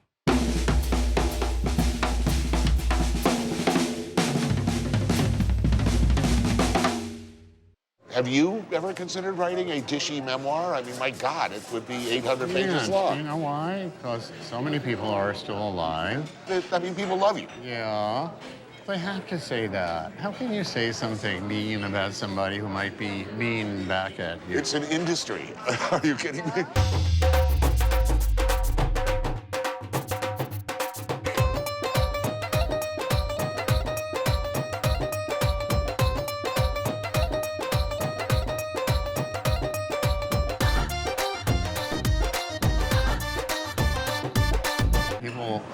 What was it like the first time you saw Iggy? And I didn't see him. I heard the music from down the hall. I mean, I thought, this is the rock and roll I always wanted to hear. Something that was this fierce, and yet you could sense there was a tune there. When I bought Funhouse in high school, I was immediately ostracized. Yeah. This was defining music, and normal people didn't like it. The Ramones met because they were four outcasts in a high school with 5,000 people who liked Funhouse. Right. Okay? They had it all figured out that they would sell as many records as the great record sellers would sell. And in a few years, they would have so much money that they would retire and never have to work again. Right. That's what. They had to stay on the road for another 25 years. Yes. Do you know where the greatest financial success has come from? Hey Ho, Let's Go. Right. Sung in football and soccer stadiums around the world. The Ramones estates are gathering in more money from 5 seconds than they ever made in the... Is that the measure of greatness or eternity? It's one of them.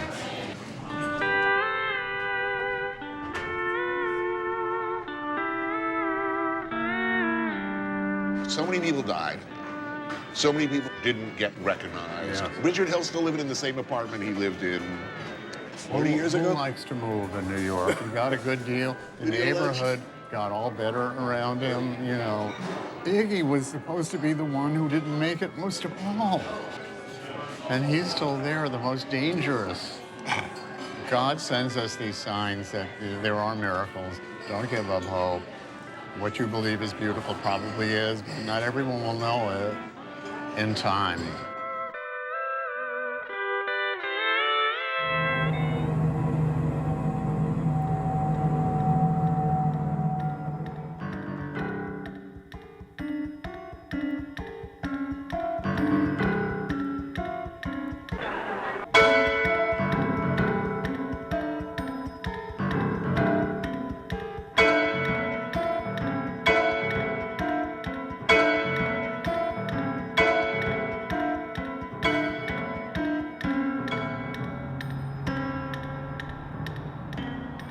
How hard was it to, if you're coming to New York, a section of New York that's completely broke, you are broke, you're going to be an artist, and not just art, but fairly confrontational. How committed do you have to be to do that, particularly at that time? I think that, contrarily, it hasn't been that hard. I feel like I've been very fortunate to have got to stay alive here. So, and I have everything I need. Look around us.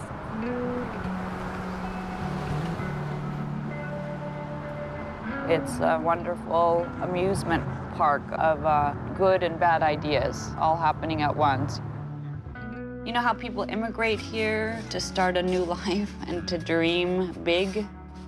I felt like I needed to do that as well, just like the way the people did at the turn of the century. You moved to New York to immigrate to a new land, to start a new life. And that's really what the Lower East Side is all about.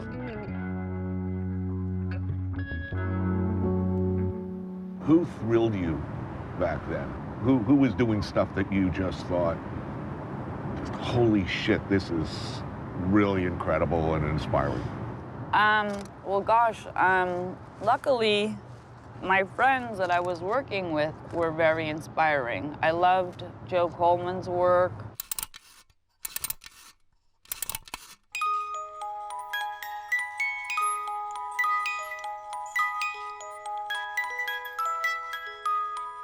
The Lower East Side at that time was a destination for me. There was something, that compelled me, to just be there. And I would paint it. Squeeze in. Yeah. Wow. Wow. Oh, yes, you were telling me about this guy. Yeah. And here, if you want to use this. It's beautiful.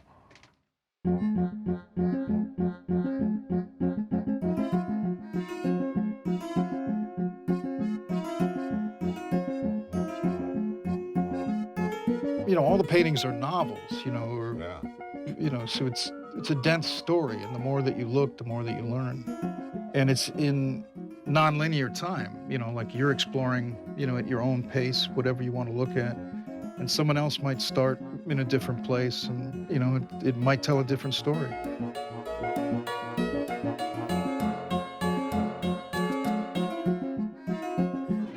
The performance art, at what point? You came to paint, or did you come to paint? No, I came to paint, but the paintings were like implosions, where I was studying the world around me and myself inside, and the performances became literal explosions.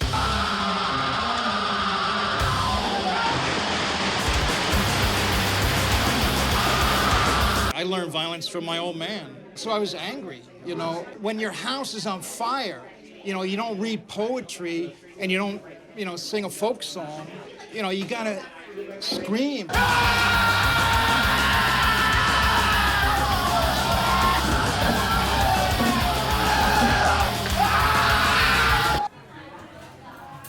I missed all the great art of the time.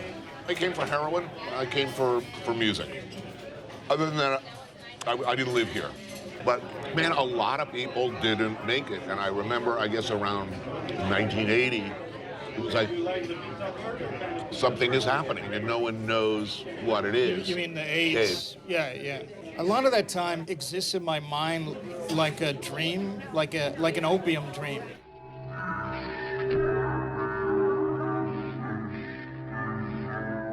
I have these people that I love that would just drop out and fall out. I'm a little bit sad that I wasn't there. I wasn't present, for them, because I was too off in this other world.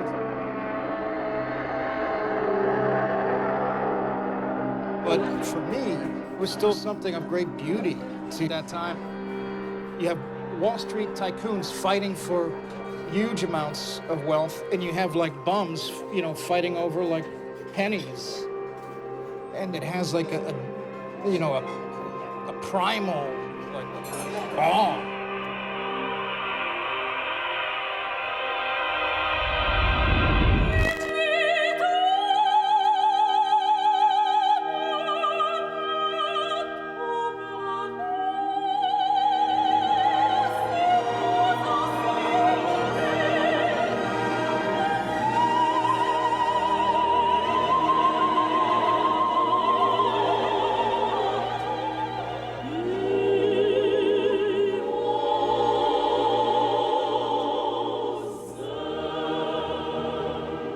This is one of the places like Keith Haring and I would love to come here. Jean-Michel would join us, and we would have good meals here on the regular. And it was consistently the exact, you know, it's great when you can go to some place they have the exact same food. Come on, this Still is the it. same? Still exactly the same. That's encouraging. Which is great. It's great.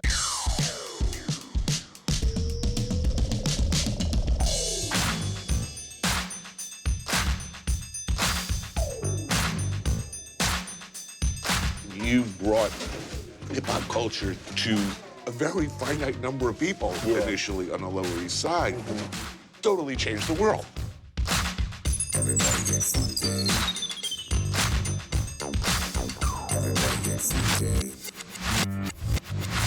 Teenagers at that time, we're doing something interesting, so I wanted to find some people that would listen to these ideas. And that's what led me to the Lower East Side and to connect with... I guess you met Glenn O'Brien. Glenn O'Brien, yeah. Hi, and welcome to TV Party. Fred, why don't you tell us a little bit about what the Holy Land looks like?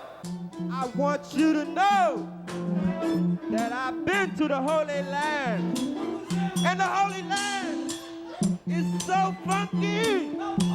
It's funky, brother. It's funky. And through that connection is where I met all these people that listened to all these ideas I had. And that was David Byrne, Chris Stein, and Debbie Harry, and so many amazing people that were just like, yeah, tell me more.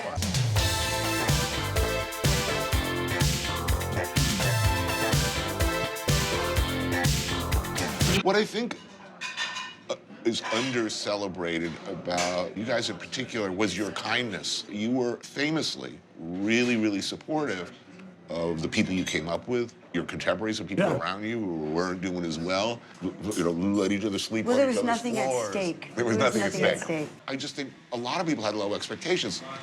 You didn't. I mean, you had a plan. Well, yes? no, if we had a plan, we would have made more money and not got so completely fucked over by the industry, as it were. We had a plan to survive. Yeah, I mean, we had a plan to keep going doggedly.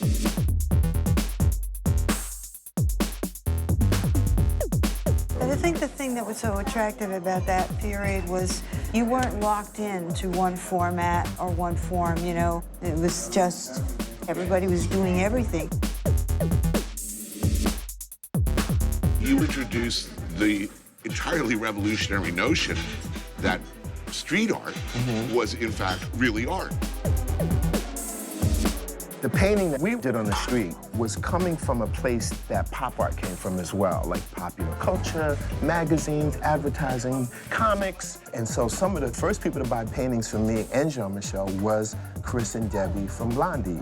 And then they also commissioned me, Lee Quinones, and Jean-Michel to do sets and art and participate in their music videos, some of the very first. Your support and work with Fab Five Freddy, I mean, look at the soundtrack to the whole world now. It's hip-hop. That connection, that crossover there, you guys put considerable muscle and gravitas. I talked to all these record company guys, and I'd say 98% of them told me it was a fad. It's not gonna last. It's gonna go away in 5 years. And you recorded a song that was hugely... Well, I will say, you know, like, I'm very proud of the fact that, you know, we created a format that didn't exist in rap until then, and that is that we wrote a song that had a rap in it. Yeah, those guys were sampling The still. rapping was all just scratching and sampling, so we, you know, made it viably commercial. And then, you know, yet another earth-shattering event, a Wild Style. I had an idea that we could make a movie and show that this rapping, this dancing, and this DJing was one thing. So I was on a trip to Germany not long after the film had aired, and I see these kids breakdancing. I'm like, what the hell's going on?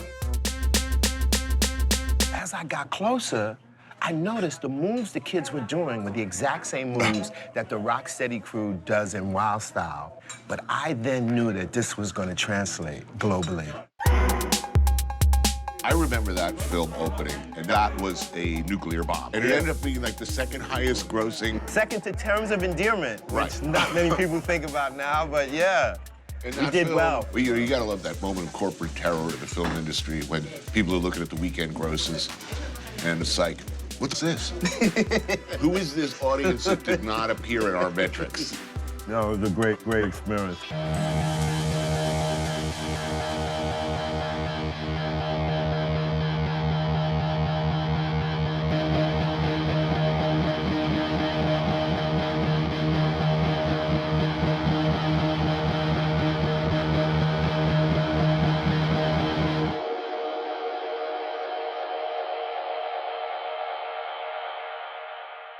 You started making films before you knew how to make films. Yeah, yeah.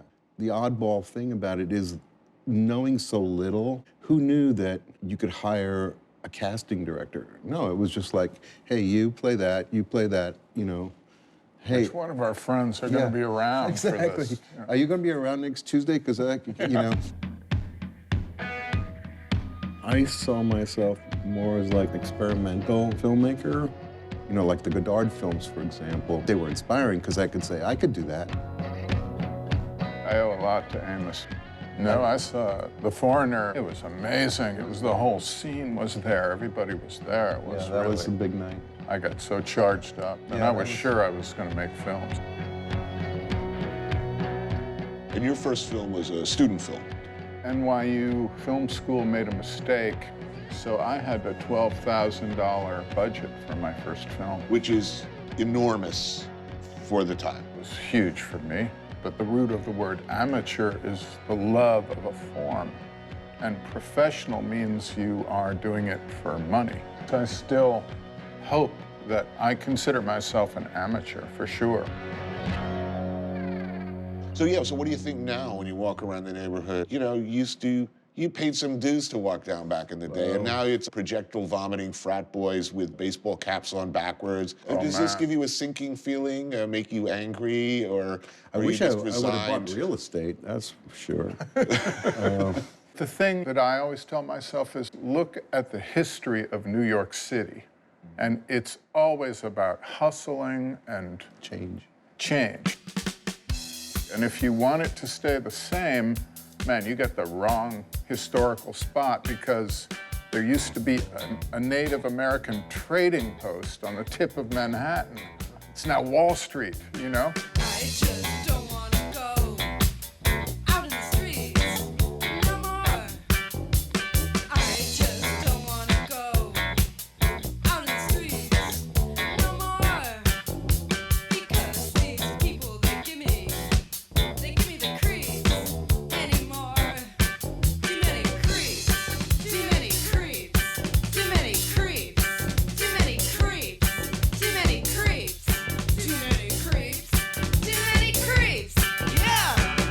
Come in for a minute? Yeah, sure. I'd love to take a peek. I'd be interested in looking at your dope bags. Yeah, here's some. This is from early 80s. Oh, wow. Airmail. Airmail. Okay, 12th Street. Yep. I might have a little bit more glasses on for this. Yeah. It's a treasure. DOA, I remember. Poison, you must remember. Poison, yes, of course. Evidence. You were a Psycho.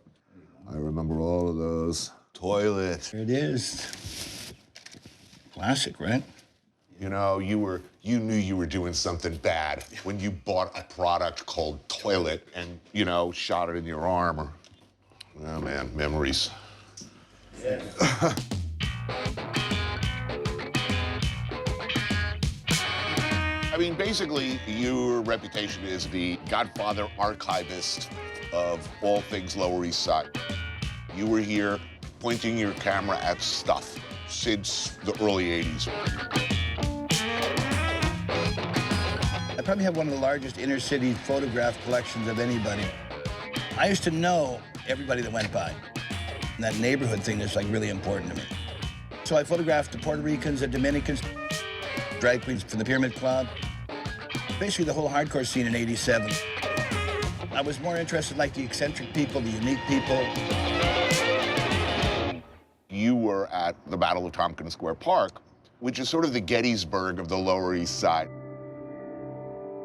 I remember it had essentially become clogged with nodding junkies, right. Homeless people who'd set up a permanent camp. It was dangerous. It was genuinely dangerous.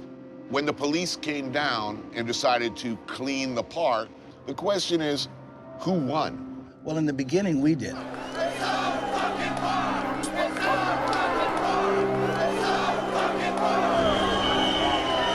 know, you have to remember, in 1988, they couldn't close a 10.5-acre square park on the Lower East Side.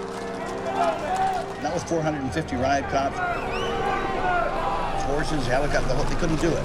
There were big bonfires in the middle of Avenue A, buses couldn't come down, cars couldn't down, it was stuck. You were on the news a lot, I remember. A lot, you were the most, like, despised man in... Yes. I mean, in NYPD, Yeah. you were not their favorite photographer, let's put it that way.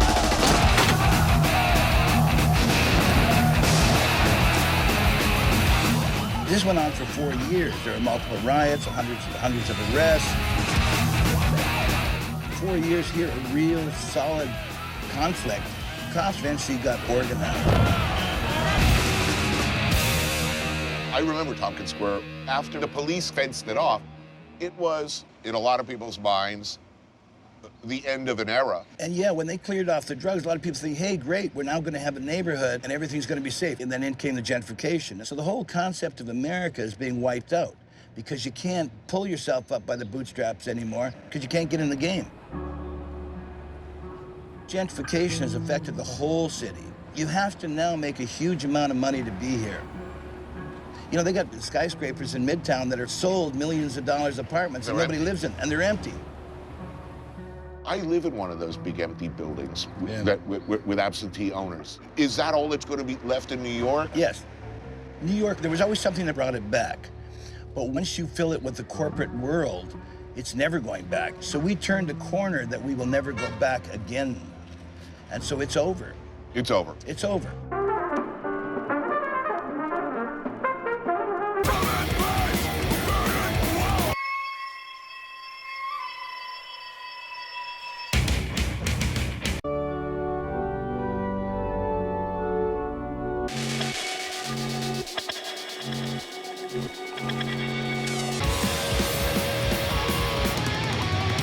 You know I have my eye on the octopus. Okay, then I'm going to go straight into the... Straight. You're gonna go straight. You're finally going straight. little Oh too my late God, for that. I'm impressed. Can you verify exactly what straight means? Fuck if I know. No way, honey. Even when you're straight, you're not straight.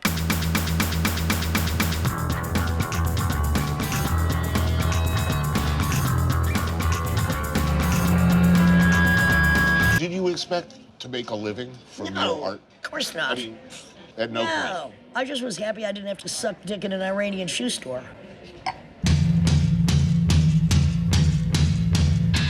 First of all, I thought I would come to New York to do spoken word, but spoken word didn't really exist. So I started Teenage Jesus and the Jerks.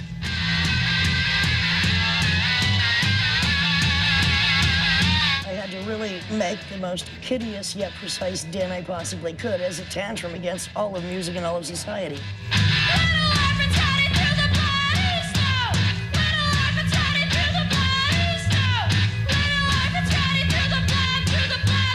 There were a lot of freakish, never could have happened at any other time. It seems to me bands who had a ready-made audience. Okay, as you did would have said, you could basically say, I am a rock star. Well, I'm no, gonna hey, dress wait. like- Reel I it am a back. star. No. And- First of all, I never said I was a fucking star. No, but I mean, not by word, but by deed and I deportment. didn't walk into any place thinking I'm a star. I walked in thinking I had shit to do. I wouldn't say I was a catalyst. I'd say I was a cattle prod. To get people to do shows, booking shows, curating shows, it's just what I do. It's like, let's go, let's do it. And when people would ask me to do things, I'd be like, yeah, I want to do it, of course. People were beautiful, doing things because they had to do it, not because of any other grand idea. So what made you happy back then? I mean, did you have any Happiness happy was moments? The goal. Happiness was not the goal. Satisfaction was the goal, as it still is. My anger is on a global level. It's never on a personal level. I'm very happy. Right. I'm happy to have octopus with you tonight, my dear. When was the last time you had something this good in your mouth? I know you eat well, but this is like... That's been a while. This is pretty incredible.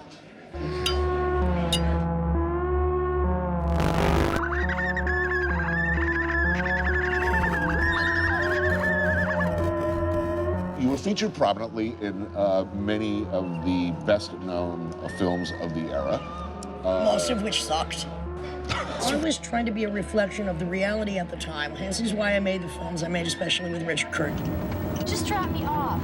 Where are you taking me anyway? My house. So we did this horribly violent film called Fingered that was based on real things that had happened to me.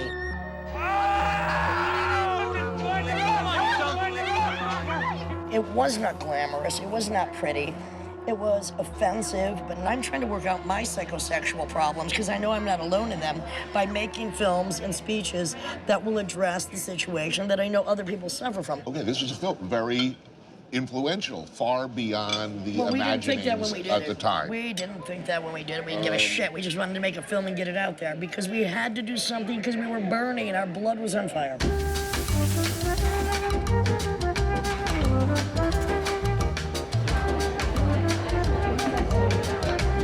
Looking back, though, was it all that? Was it a golden period? Are you nostalgic? No.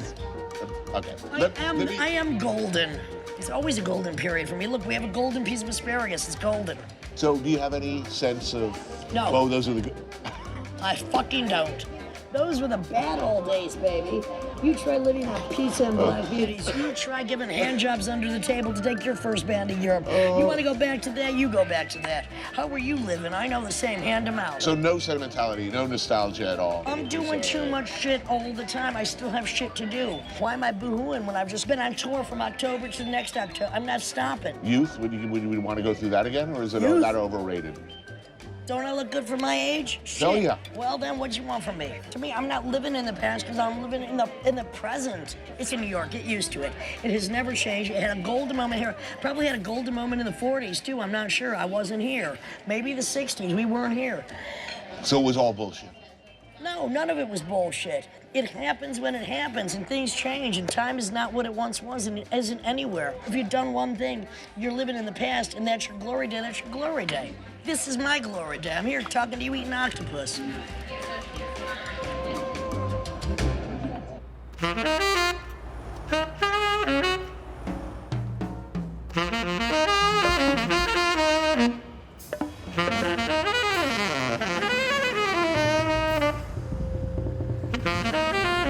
I try to make paintings that are so beautiful that I get lost in them while I'm doing them.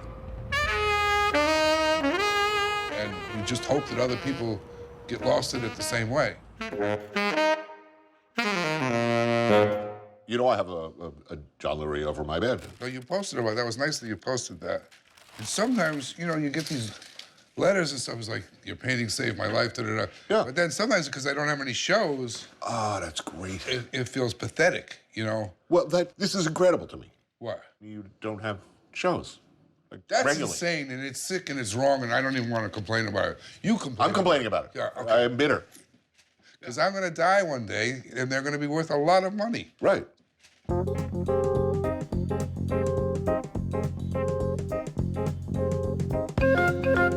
How I came to New York is like I was kind of like on this Coltrane thing. I wanted to find God through music. And I started meeting all these amazing people. They were irreverent. The energy was enormous, and it was probably more fun than anybody's ever had in human history for about a year or two.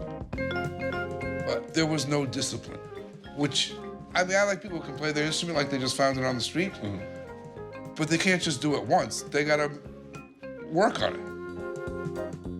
I mean, I was a serious saxophone player. I came here as a saxophone player.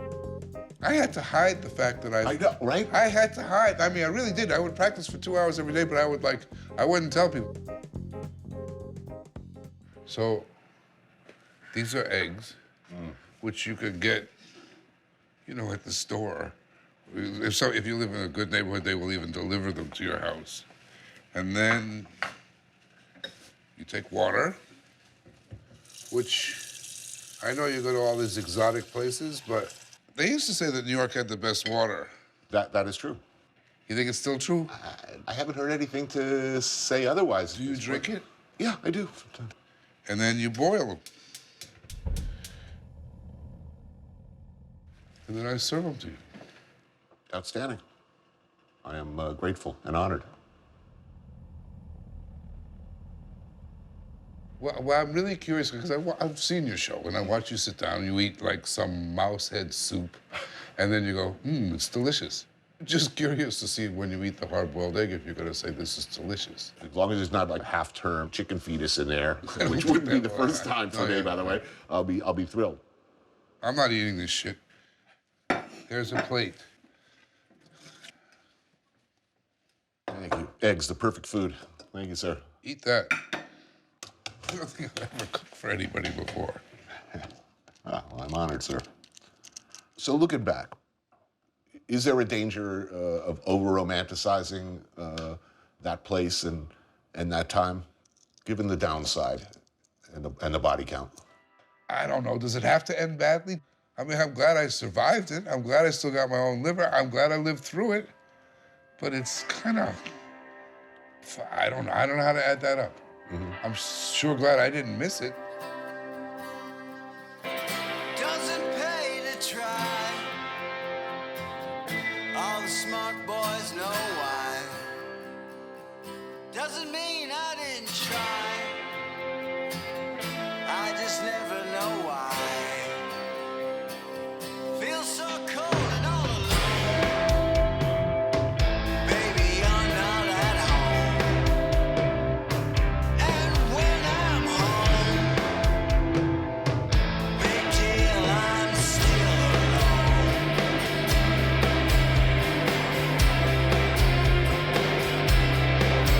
You can't put your arm around the memory.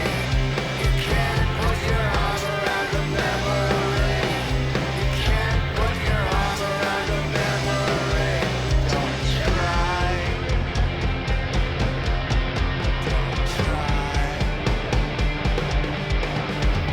You can't put your arm around the memory. You can't put your arm around the memory.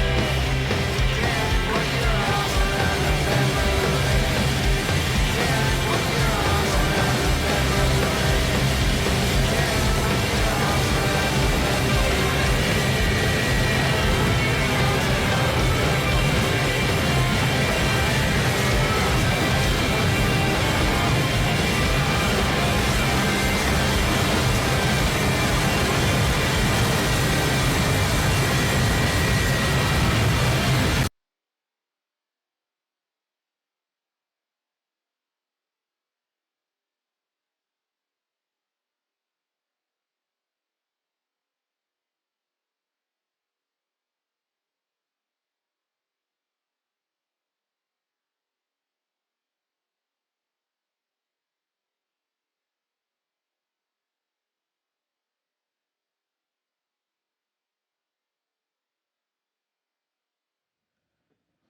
You didn't say the egg was delicious. Oh, no, You you're did right. not. But I ate 2 of them. Silence Two is of the them? highest compliment. Just the gnashing of my jaws You and those didn't say they were delicious, delicious eggs.